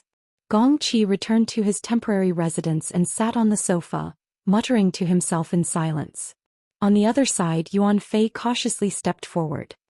He still wanted to think of a few words to say, but Gong Qi was unwilling to speak with him. He said, "Leave the operation records. You may leave." Yuan Fei let out a secret sigh of relief. Fortunately, he had seized the time to tidy things up a bit, so he wouldn't be caught blindly. He bowed and left the room. Gong Qi swept his eyes over the records. Even though he had done a preliminary combing, there were still not many valuable things inside. Headquarters had used some method to temporarily destroy the psychic wave network's functions. Correspondingly, the Xia City branch had interfered with headquarters' communication lines. It was already very difficult to ensure the operation team's internal communication. The corresponding data uploading was a bit delayed. Right now he could only see the part where Puppeteer seized the hostage and threatened him, as well as a few words from Tank at the end. The most crucial part was blank. It could also be seen that the situation had taken a sudden turn for the worse. The situation had collapsed in an extremely short amount of time. From Gong Qi's point of view, Puppeteer, Tank, and especially Snake Tongue had strength. They were quite shrewd. How could they be swept clean in a few minutes? It didn't seem like the Xia City branch's reinforcements had arrived. At the very least, judging from Tank's shouting before his death, it was unlikely that the Xia City branch would be so ruthless. Was it really as Tank said? Was it really the military who made a move and used a directional infrasonic weapon? This toy might be very effective against Puppeteer and Tank, but Snake Tongue had come in soul form. What use would it be? Furthermore, as far as he knew, Snake Tongue was still alive and well. There was definitely something strange going on here. Gong Qi slowly rubbed his fingers. As a leader, he shouldn't have paid too much attention to these minor details.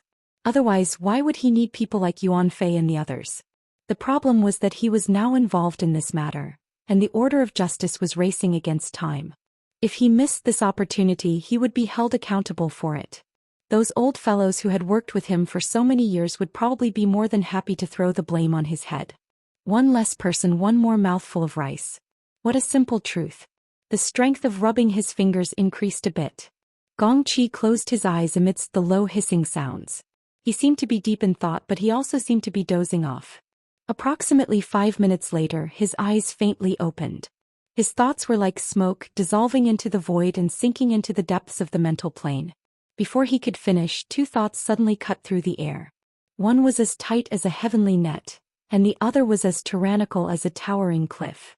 The former sealed and imprisoned all thoughts, but the latter, intentionally or unintentionally, suppressed the lofty momentum and made slight contact with Gong Qi's divine will. Gong Qi let out a muffled groan. His complexion turned a bit dark, but he didn't continue. He returned to his expressionless state. Today he had been enduring, calculating, and pondering. All the reasons were empty. In the end, he was still under someone else's control. Ouyang Qin was a homebody who wholeheartedly focused on research.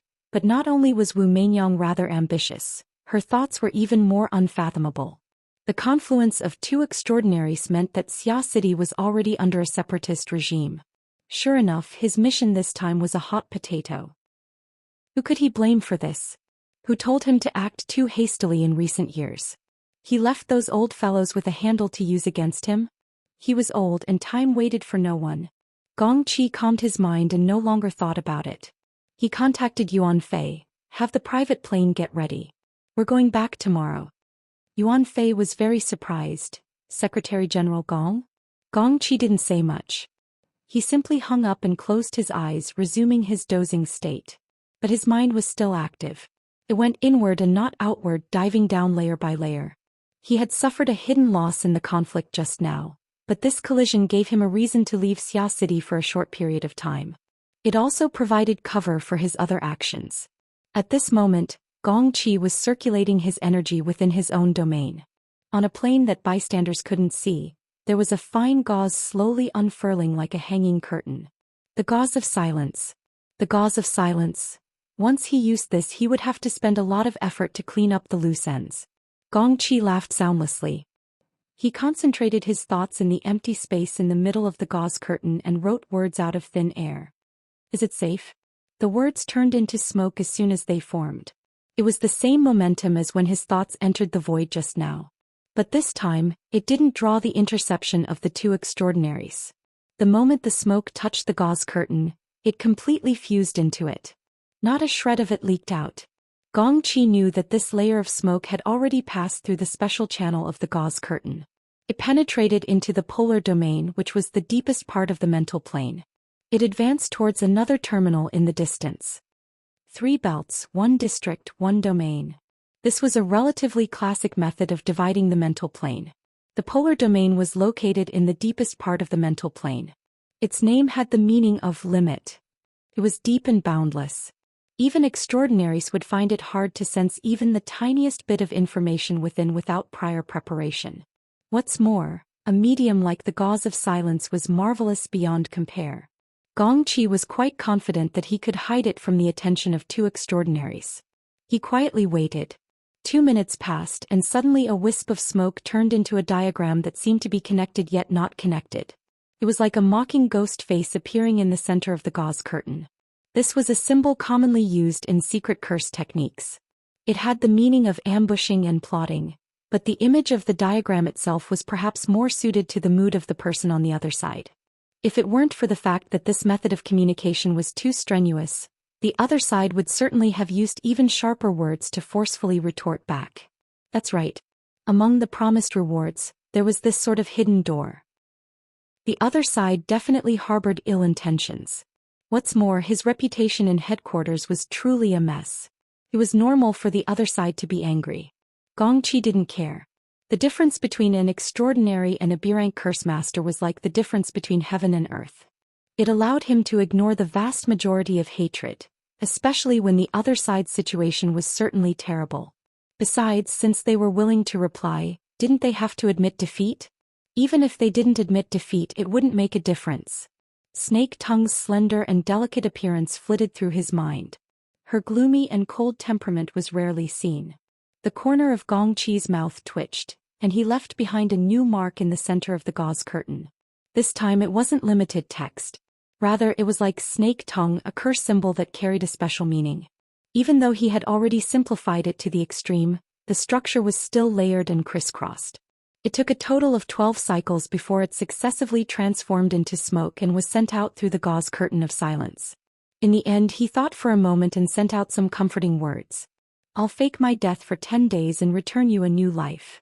Gong Qi sneered in his heart as he watched the last bit of smoke enter the gauze curtain. Soon after, he dispersed the strange object with a wave of his hand. He really did fake his nap to rest. For the quickest and most accurate novel reading, please visit Chapter 317. Huff. Huff. I'm dead tired. Papercut sprinted madly all the way into the swamp jungle. His slightly plump body appeared even more sluggish. This damned Acumen College. Flying cars were completely banned. Forcibly entering the system would shut down the car, and he was chased by the school's security. He didn't have a smooth journey this entire time. Originally, he was rushing to Ocean Sky Cloud City to provide assistance.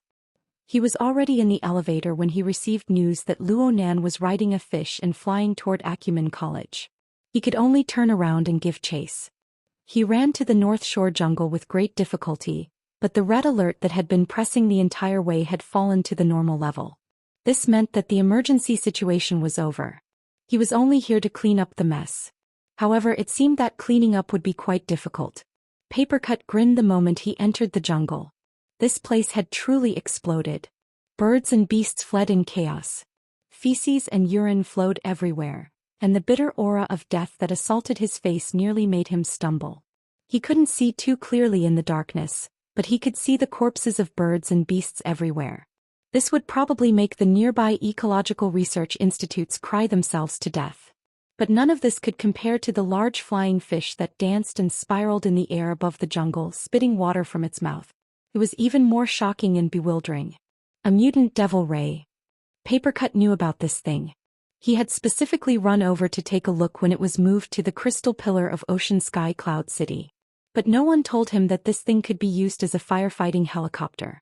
He held his neck high, his eyes hurting from looking at it. "Watch where you're going. You're going to crash into a tree." A cold voice rang in his ear, scaring Papercut.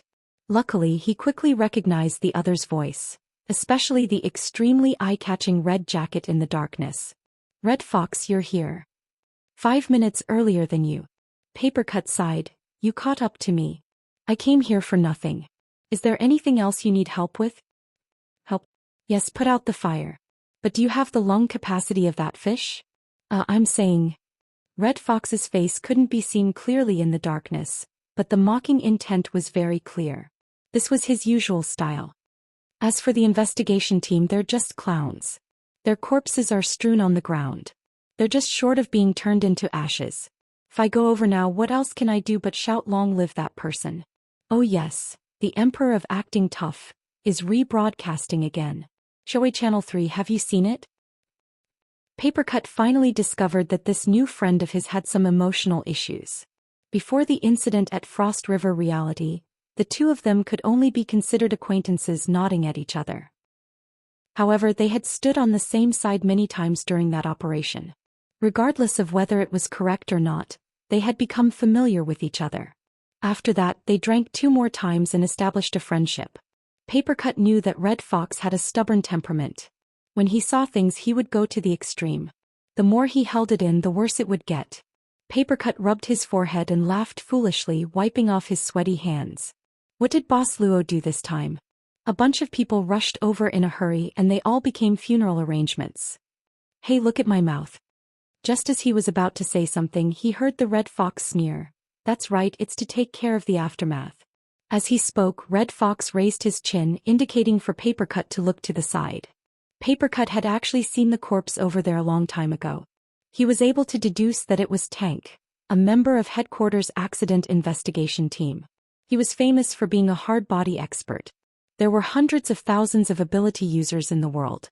Those who could make a name for themselves were not ordinary people. But now, this rather famous character had died a violent death in the swamp jungle. It made one sigh with regret. Damn, who is this? Papercut carefully sized up the corpse. His forehead felt numb. He knew rationally that this was definitely Tank, but the scene that entered his eyes had a huge impact. Papercut's mouth drew back. He didn't know what expression to make. This is Tank? From the real-time intelligence, Papercut knew that Tank was a thick and sturdy man. His hard body was valiant, and his frontal defensive abilities were especially outstanding. It was said that if he was prepared, he could withstand 3 consecutive strikes from a 12.7mm heavy sniper rifle. However, what the hell was this pile of fat and rotten dead flesh? What Papercut saw was a super fat man that was 2 or 3 times heavier than him. All the muscles on his swollen face were twisted. It was a pile of dead flesh. From top to bottom, the skin was lacerated and there was not a single piece of intact tissue to be seen. There were even bones that were fragmented. Many of them had pierced through the layer of flesh and the bones were horribly exposed. With this appearance, all that was left was to prepare a large pot and boil it.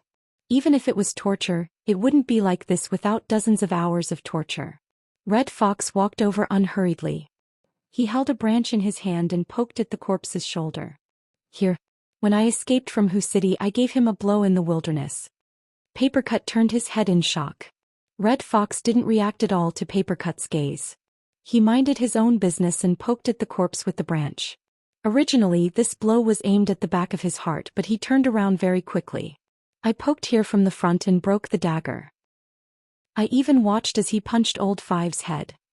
Papercut opened his mouth and hesitated for a moment. In the end, he interjected, Headquarters personally sent someone to deal with the matter in whose city? It's this person but not this identity. Back then he was just the sacred protector of a small order. Who knows when he joined the society? My dagger has a tattoo mark. It can be sensed from 5 kilometers away. Can last for up to 10 years. Can't be wrong. Red Fox's voice grew softer and softer, but the darkness couldn't block his cold smile. I originally wanted to seize the opportunity to strike again from here. Now it seems that the difficulty has been greatly reduced.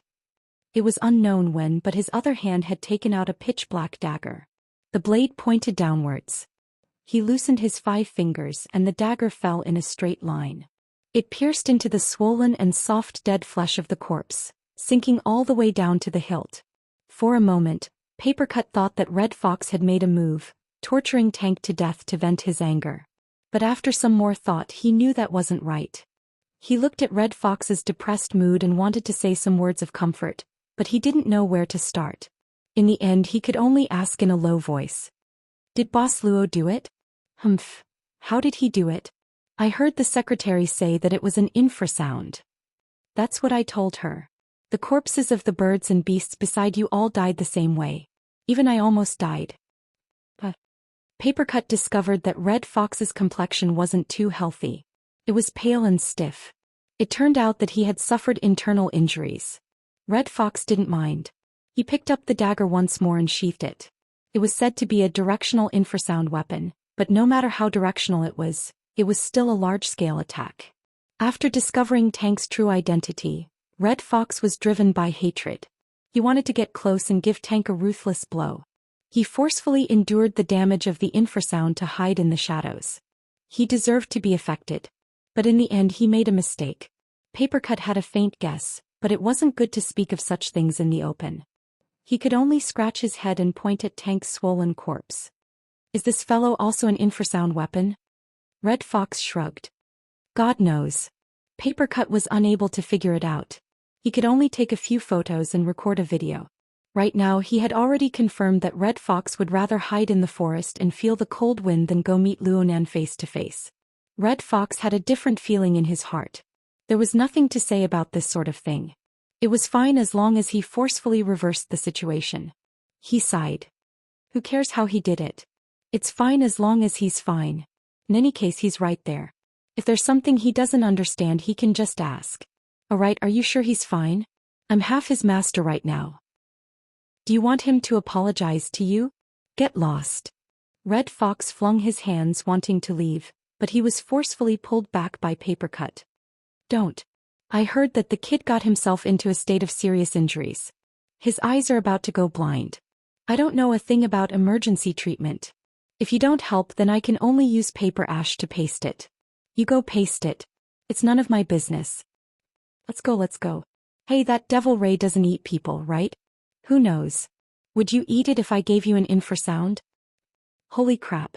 The two pulled and pulled, but in the end they still headed in the direction of Gear. When they entered the interior of Gear, the devil ray in the sky didn't eat them, nor did it give them an infrasound. It turned a complete blind eye to them. It just sucked in water from the small lake next to Gear, turning it into a water cannon that smashed into the ignition point upstairs. The so-called water cannon was a true artillery shell made of water. The devil ray went through the special effects of its oral cavity and cheek cavity to condense a large amount of lake water into an extremely solid ball of water. It smashed in through the gaps in the window. It was fast and accurate. Its fire-extinguishing effect was top-notch. Papercut clicked his tongue in wonder, but his head hurt. This fellow has become a spirit. Isn't it too high profile? If we were to be photographed, the internet would explode. Red Fox didn't speak. He took the lead and stepped into the interior of Gear. At this time the power of water and fire had been tossed about on every floor. It was a scene of chaos. It was extremely dismal. They saw a few multifunctional robots along the way. They looked like they had the ability to put out fires, but they had all been smashed to smithereens. This was clearly the handiwork of Tank. However, the fate of this instigator was 10 times more miserable than these robots. Nanster, where are you? Papercut called out twice, but no one responded. He found it very strange. He was even more worried. Did something happen again? Underground. Red Fox actually became the one leading the way. He brought Papercut through the fire escape passageway without hesitation.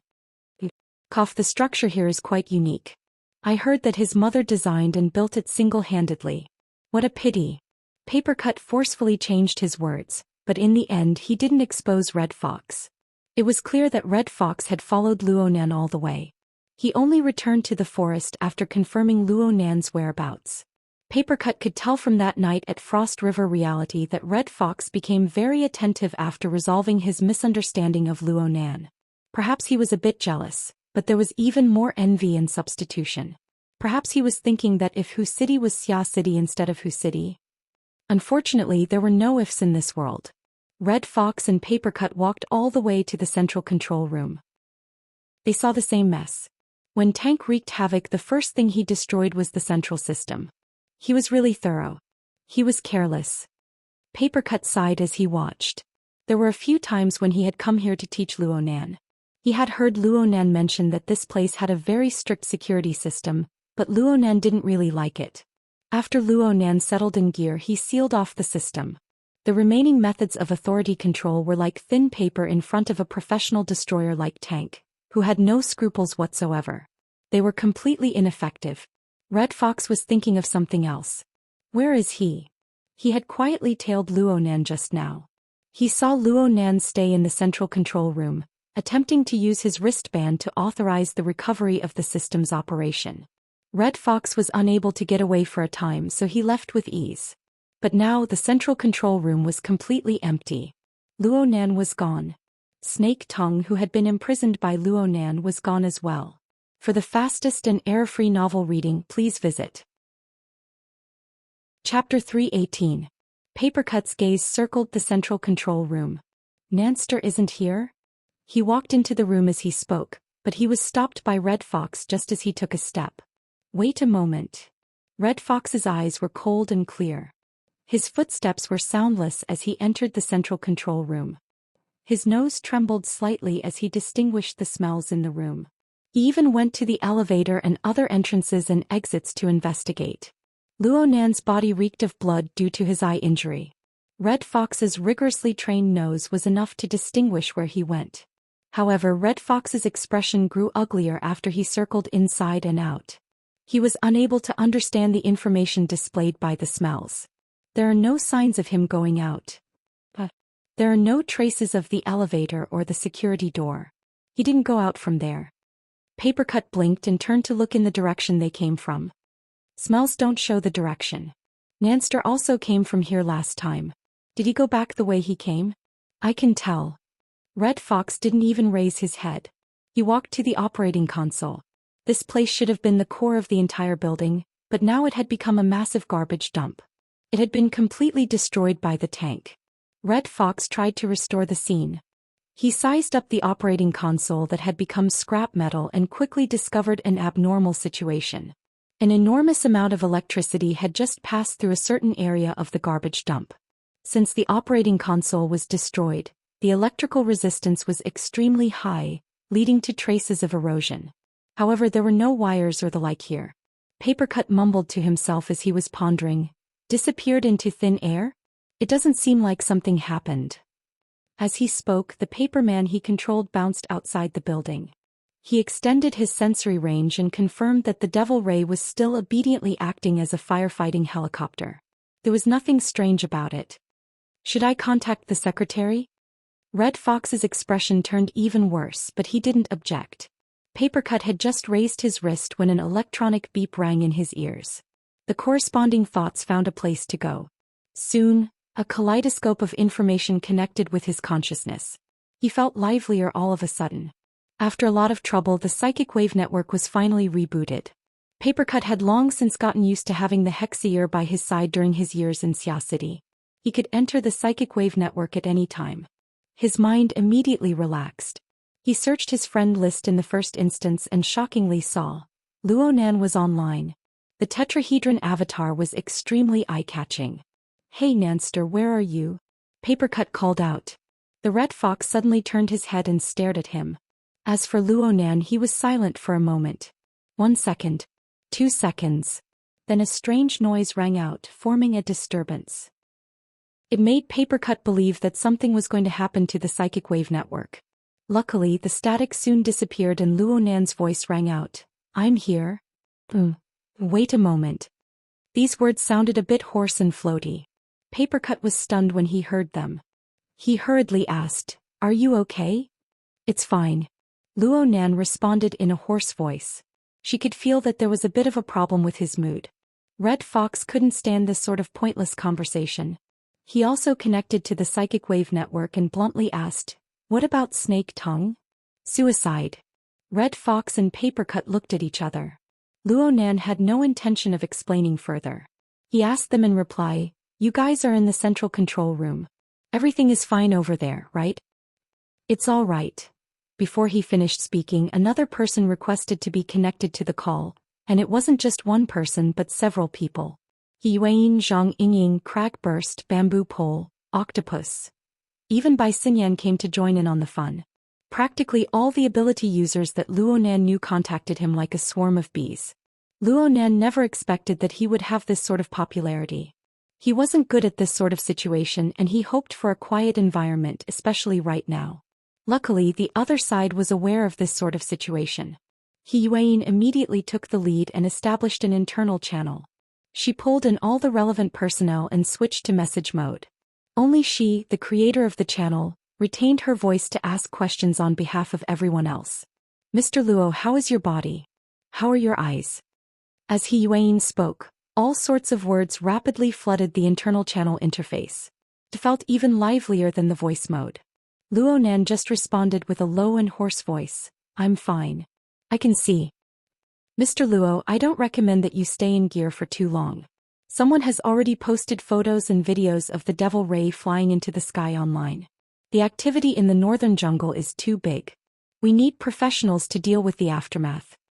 Yuan maintained a calm and rational attitude from beginning to end. She could more or less guess Luo Nan's thoughts. She added, I already notified the firefighters to rush over there 10 minutes ago. They should be here soon. I know. Luo Nan's mood was subtle, but his response was straightforward. I'll leave immediately. It's fine if Mr. Luo returns to Cloud City Water Village. The facilities of the Sacred Heart Hospital here are quite complete. Okay. Luo Nan's response grew more and more brief. He went offline right after his reply. It was clear that he didn't want to say anything more. This attitude made the people in the internal channel very baffled. What's wrong? Are you angry? Anyone would be angry after being tormented by those people from headquarters.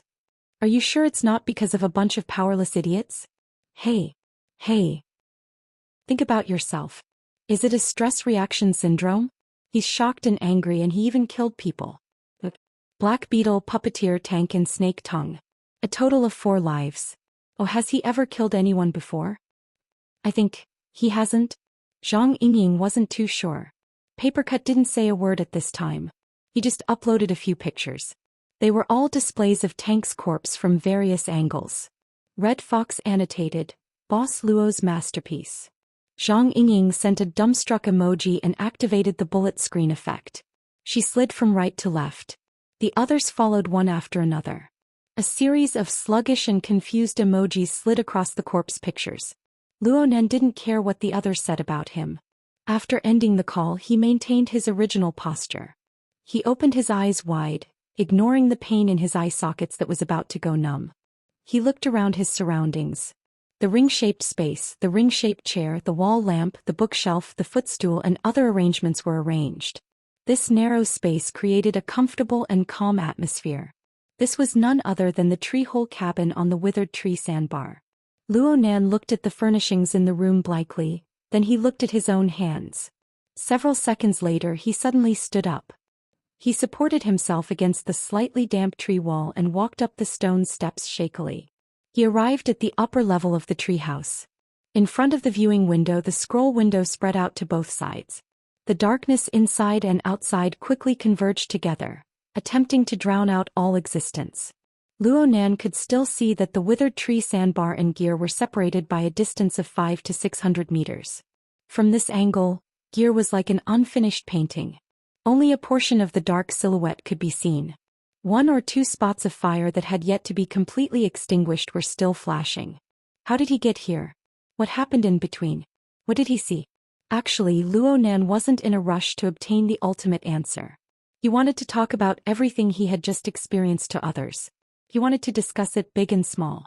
He wanted to talk about it for as long as he wanted. But the current situation determined that there was no such person. He could only silently gaze at gear. He watched as this building silently towered in the long river of time, revealing its simplest and most insignificant side to the people of the world. At this time, the rumble of a real firefighting helicopter could be heard from the distant night sky. On the psychic wave network, Yue knew that Luonan had logged off, but she still left a message to remind him. She wanted him to meet up with Red Fox and Papercut as soon as possible. She also wanted him to do his best to hide the Devil Ray and meet up with them at Cloud City Water Village. Luonan didn't reply. His gaze lingered on gear. His mind seemed to be clear yet not clear.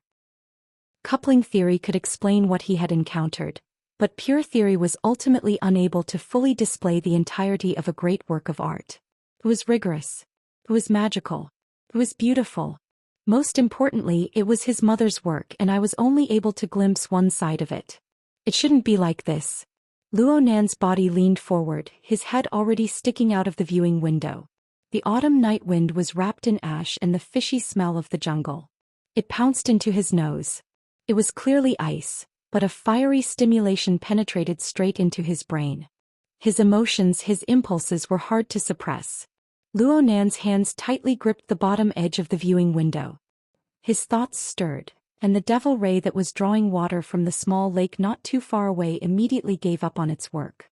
Its pectoral fins and wings flapped lightly, and its enormous body arrived above the submerged sandbar. It leaned against the edge of the withered tree. Go! Luonan let out a low shout and exerted force. He actually let his body leap out of the viewing window and fall to the edge of the Devil Ray's pectoral fins. His long wings took advantage of the situation to fold slightly, allowing his body to slide all the way to the flat back of the large fish. The viewing window silently closed, restoring the appearance of the withered tree. Luonan did his best to stand up, but his legs were still a bit weak. He nearly fell down again. Fortunately, the Devil Ray's tough body gave him a timely elastic support. Luonan didn't wait for his balance to be completely restored. He staggered forward until he arrived at the head of the Devil Ray. He grabbed a pair of flipped-up cephalic fins, and only then did he let out a long sigh of relief. He spoke softly. Fly then. Find the best angle. The Devil Ray let out a deep cry, and the whistling air currents broke a few branches of the withered tree. Its enormous body swam upward, reaching a height of over 100 meters in the blink of an eye. Finally, his unusual actions attracted the attention of others. Papercut's shout seemed to come from the jungle. There were people shouting and reminding in the hexier and the wristband. Luonan didn't respond at all. He just looked at the sky. The Pingjiang district where the academy was located was part of Xia City's specially designated educational function district. Even though the skyscrapers of Cloud City Water Village towered into the clouds, this district was still one of the areas with the lowest average building heights. The distribution of air traffic was relatively sparse. Looking up, one's field of view was actually quite wide. The weather tonight was pretty good. A few stars impatiently broke through the light pollution of the city and appeared in the corners of the horizon. But as the Devil Ray flew upward, the cold wind assaulted Luonan's face. In Luonan's mind, in his eyes and in his ears, there was a different scene. It was the surging mist and ice crystals. It was the astral winds that roared like dragons. It was the vast land of a fiery hell. It was a marvelous world that Luonan had never imagined in his 16 years of life. It was dangerous and deadly, yet it possessed the allure of a poppy flower. Luonan was practically unable to distinguish between reality and illusion. Then the tall body of the Devil Ray returned to normal, and it began to circle in the sky. It was already over 1,000 meters in altitude. Looking down from high above, one could see the rotation of heaven and earth, the meandering rivers, the dark void, and the light pollution of the city painting the background. It formed a dark and turbid and oppressive scene that flooded the horizon. Millions and millions of living beings came and went, either numb or wantonly spilling the heat of life. Luonan had never truly understood this city. Right now, Xia City was merely the background of his existence. What he paid attention to was just an insignificant point beneath this background. Gears. From Luo Nan's perspective, this was the only place that was pure and clear. No matter how chaotic the background elements were, as long as he approached this place, the visible and invisible order, the visible and invisible gears, crisscrossed between heaven and earth. They converged and revolved around the marvelous orifice, slowly revolving. Rigorous, mystical, beautiful. Reality. Luo Nan stared blankly at this soul-shaking gorgeous scene. It was possible that he was the only one who understood this scene. His self-consciousness seemed to operate along with it, becoming a part of the invisible and grand order. It expanded outwards layer by layer, combing through all the living things of heaven and earth that he could sense. So he knew that within a range of several dozen kilometers, practically all the high-definition cameras on the tall buildings in the area had turned to look at him. There were also high-altitude ships, and there might even be orbiting satellites at an altitude of several hundred kilometers. They locked onto the night sky where he stood staring coldly at him. As for the mental senses, strands and strands of them spread out from every mental plane. It wasn't just one or two. It was unknown how many people used various methods to pay attention to this part of the world, to pay attention to his every movement. But compared to the millions and millions of residents of Xia City, compared to the billions and billions of living beings of the world, what did this amount to? Knowledge was order. Ignorance was disorder. The information of disorder was like an illusion. It melted and disintegrated within the glowing mist of this enormous metropolis. It was like that figure, that name, that soul. The pride that surged within Luo Nan's heart had no place to go. Thousands and thousands of words were needed to narrate her fantastic thoughts and her great accomplishments to the world. The ambiguity of a few words could be tens of thousands of kilometers. Who could confide in the boundless world? Who could understand? Could it be that it was the crazy grandpa from the sanatorium? It's just me. Right now it's just me. It's just me. The devil ray suddenly dove down from 1,000 meters in the air, sensing Luo Nan's mood. Its enormous flat body seemed to be tied by long incorporeal threads of order. It transformed into a bizarre and spectacular giant kite, revolving around the center and rapidly spiraling. Great winds howled and Luo Nan's eyes burned hot. His field of vision warped. Only the self-rotating gear revolved around time, vaguely like a billowing pupil. It was like the center of the world, the source of order. All living things in the world merged within it, linking and coupling with his thoughts. Boom. The vast river of stars and millions of stars faintly trembled within the surging storm of emotions. The millions and millions of starlight were like water droplets, turning into a river and an ocean in the blink of an eye. The surging soul strength burst the external neuron, overflowing in the blink of an eye. It was like a great river bursting through its dike as it rushed downwards.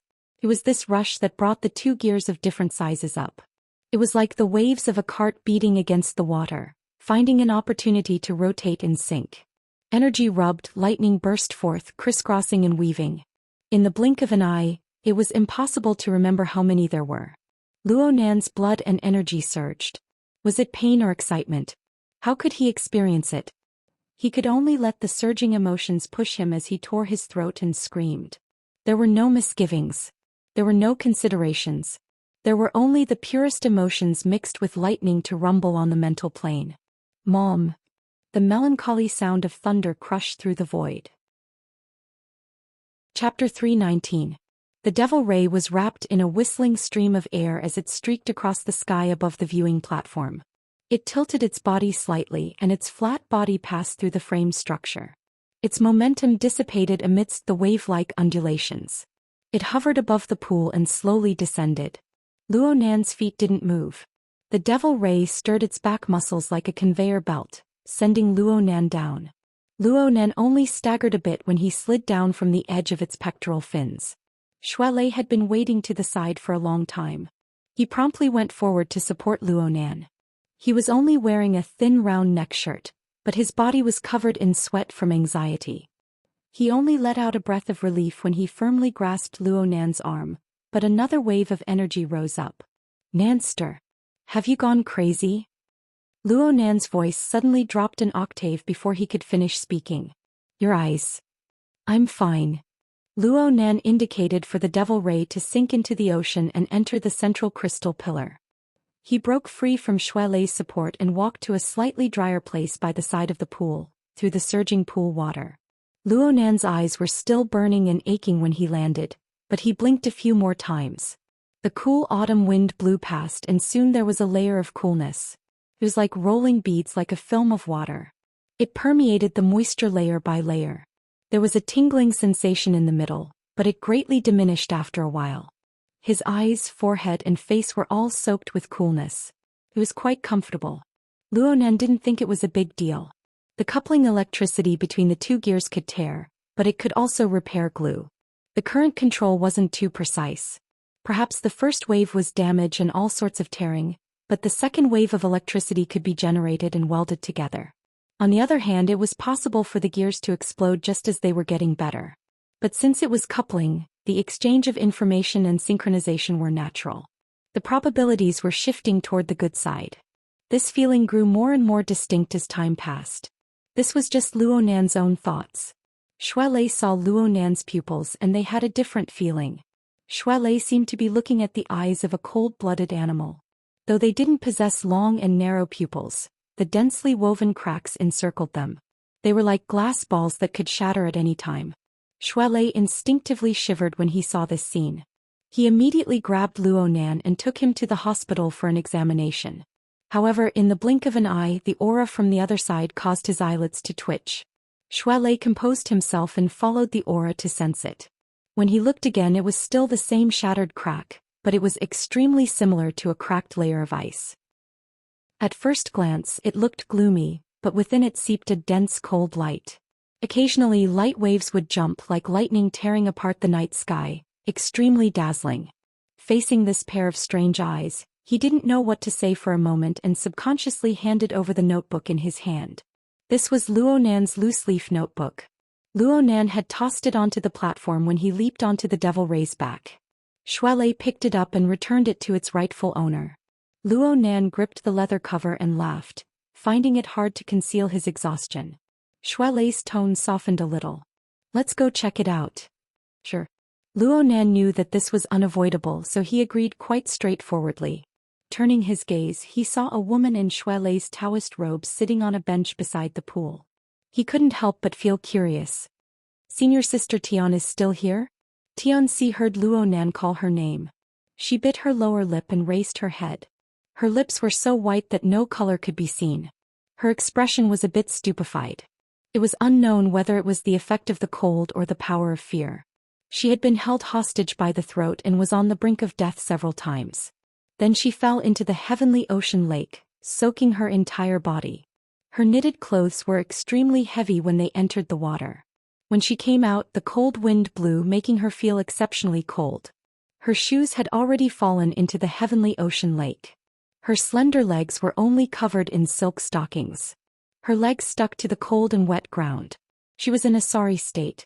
It was late autumn and the chill was deep. Though Shui Lei had kindly given her Daoist robes to warm her body, she still had her arms and legs clenched together. It was hard to conceal the shivering chill. Shui Lei whispered, "She's probably too frightened. She's having a bit of a stress reaction. She just stays there not moving. I can't persuade her no matter what." Luo Nan frowned when he heard this. He didn't know what to do for a time. His gaze shifted and he saw that the viewing platform had clearly been cleaned up. The corpses of Black Beetle and Puppeteer were gone. The unconscious tourists who had been cleaned up had all been moved away. The traces of battle had been cleaned up. Shui Lei understood. He whispered, "Secretary, he arrived not long after you left." She cleaned up the area and arranged for Brother Zhou to keep an eye on things here. A calm man of around 40 years old walked over from the end of the pool. It was Zhou Hu, the person Shui Lei spoke of. He was one of He Yuan's bodyguards as well as her trusted aide. He had met Luo Nan twice before and he was Tiger Burst's comrade. He was no stranger to Luo Nan. "Brother Zhou."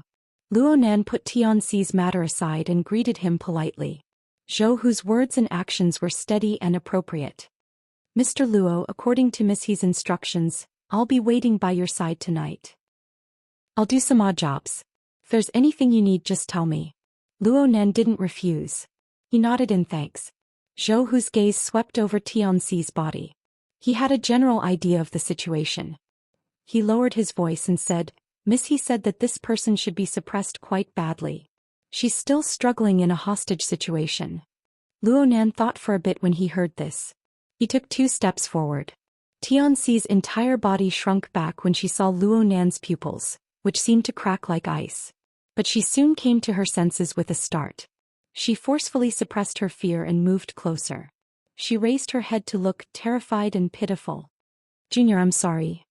Tianxi didn't have her usual calm and bright appearance right now. Luonan furrowed his brows and bent down slightly. "Senior sister, the weather is too cold. Go change your clothes. Then let's chat some more, okay?" He had already used a hypnotic technique. Tianxi subconsciously grunted. Her mind was inevitably a bit absent-minded. Luonan saw this and said, "Leicester, you accompany her." Shuelei shook his head fiercely. He practically didn't put in any effort tonight. Just as he was feeling regret, he made up his mind to stay close to Luonan. "Enough. Let's go together."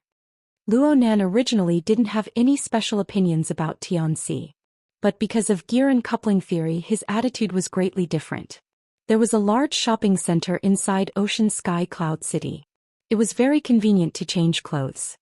He had climbed the slippery back of the Devil Ray before, and he had put out the fire in gear. His body was covered in mud and ash. His white coat was long since ruined. His face was probably not that good either. He needed to clean it. The group took the elevator down to the shopping center. Luonan didn't have any intention of immediately meeting up with He Yuan and the others.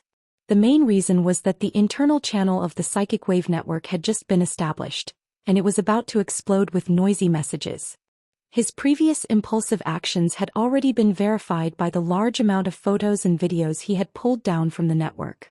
His head sank into a complete mess, and Luonan didn't know how to respond for a time. When his emotions were stirred up, he hated that he couldn't pour out the greatness of his mother's work to the entire world. But now that his emotions had ebbed and his reason had returned, he understood that the secrets within were not suitable to be divulged to outsiders. How to respond was truly a troublesome matter. Right now he was so tired that he didn't want to use his brain. He might as well be willful and slowly talk about it.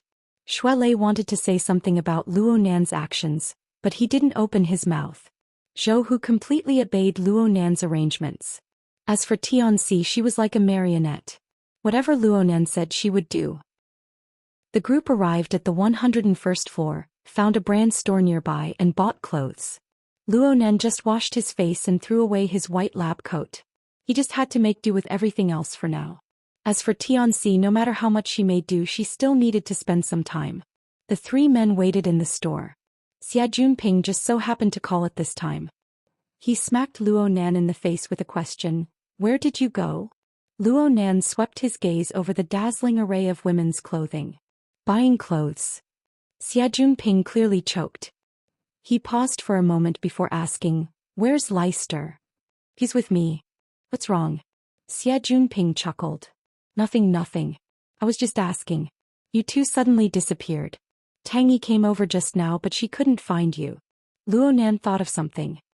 He tilted his body slightly, and the corner of his eyes swept over the most eye-catching decoration outside the store. It was the crystal pillar in the center of the building. The Devil Ray swam within it, attracting quite a few customers to stop and watch.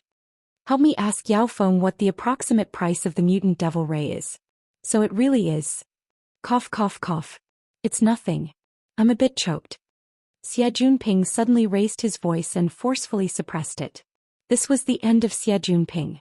The latter half of his sentence was to deal with his companion. He turned around and forcefully suppressed his voice. He could not help but tremble. He was most likely excited. "Nanster, it's really you? Do you know that the internet is about to explode? Yao Feng just got the news. He's in a terrible fix right now." "Oh right, he probably didn't recognize you. Then he's really slow." Luonan didn't want to talk too much for now. He reminded Xia Junping, "I'll be there in a bit. Don't forget to help me ask the price." He hung up the call after speaking. Luonan admitted that asking Yao Feng for a price was an impulsive idea. He really enjoyed the experience of looking down at gear from the sky. He enjoyed the feeling of its mysteries to his heart's content. and he appreciated the beauty of the building. It would be ideal if he could get his hands on it. Of course, there was a more realistic factor. The mutant devil ray possessed tyrannical fleshly strength, and its body was extremely flexible and tough. Its maneuverability was excellent and it was quite versatile. It could replace Luo Nan's frail fleshly body to a large extent, and it could do some confrontational work. In the following period of time, whether or not he had this weapon with him was the key to his survival. Luo Nan was really a bit tired. He simply sat on a stool in the clothing display area and flipped open his notebook. The flexible e-ink screen lit up. He subconsciously opened the second level of the drawing software. The brilliant river of stars almost blinded his eyes. The heart lantern of the eye's orifice, under the coupling effect, almost swept away the turbid dark clouds in the river of stars and illuminated the 8 poles. Numerous life sketches formed thousands of constellations that revolved inside and outside the format pyramid. The vast star atlas could almost melt a person's mind into it. Luo Nan didn't look at it in detail. He just let out a low sigh and returned to the upper level of the software. He created a blank interface in passing and the electronic pen sketched out lines. He had just started when he paused. He had a myriad of thoughts, but he didn't know how to arrange his pen. You're tuning in to the Zhou Xian's Legacy YouTube channel. Don't forget to subscribe and join us on this journey to catch the most captivating stories.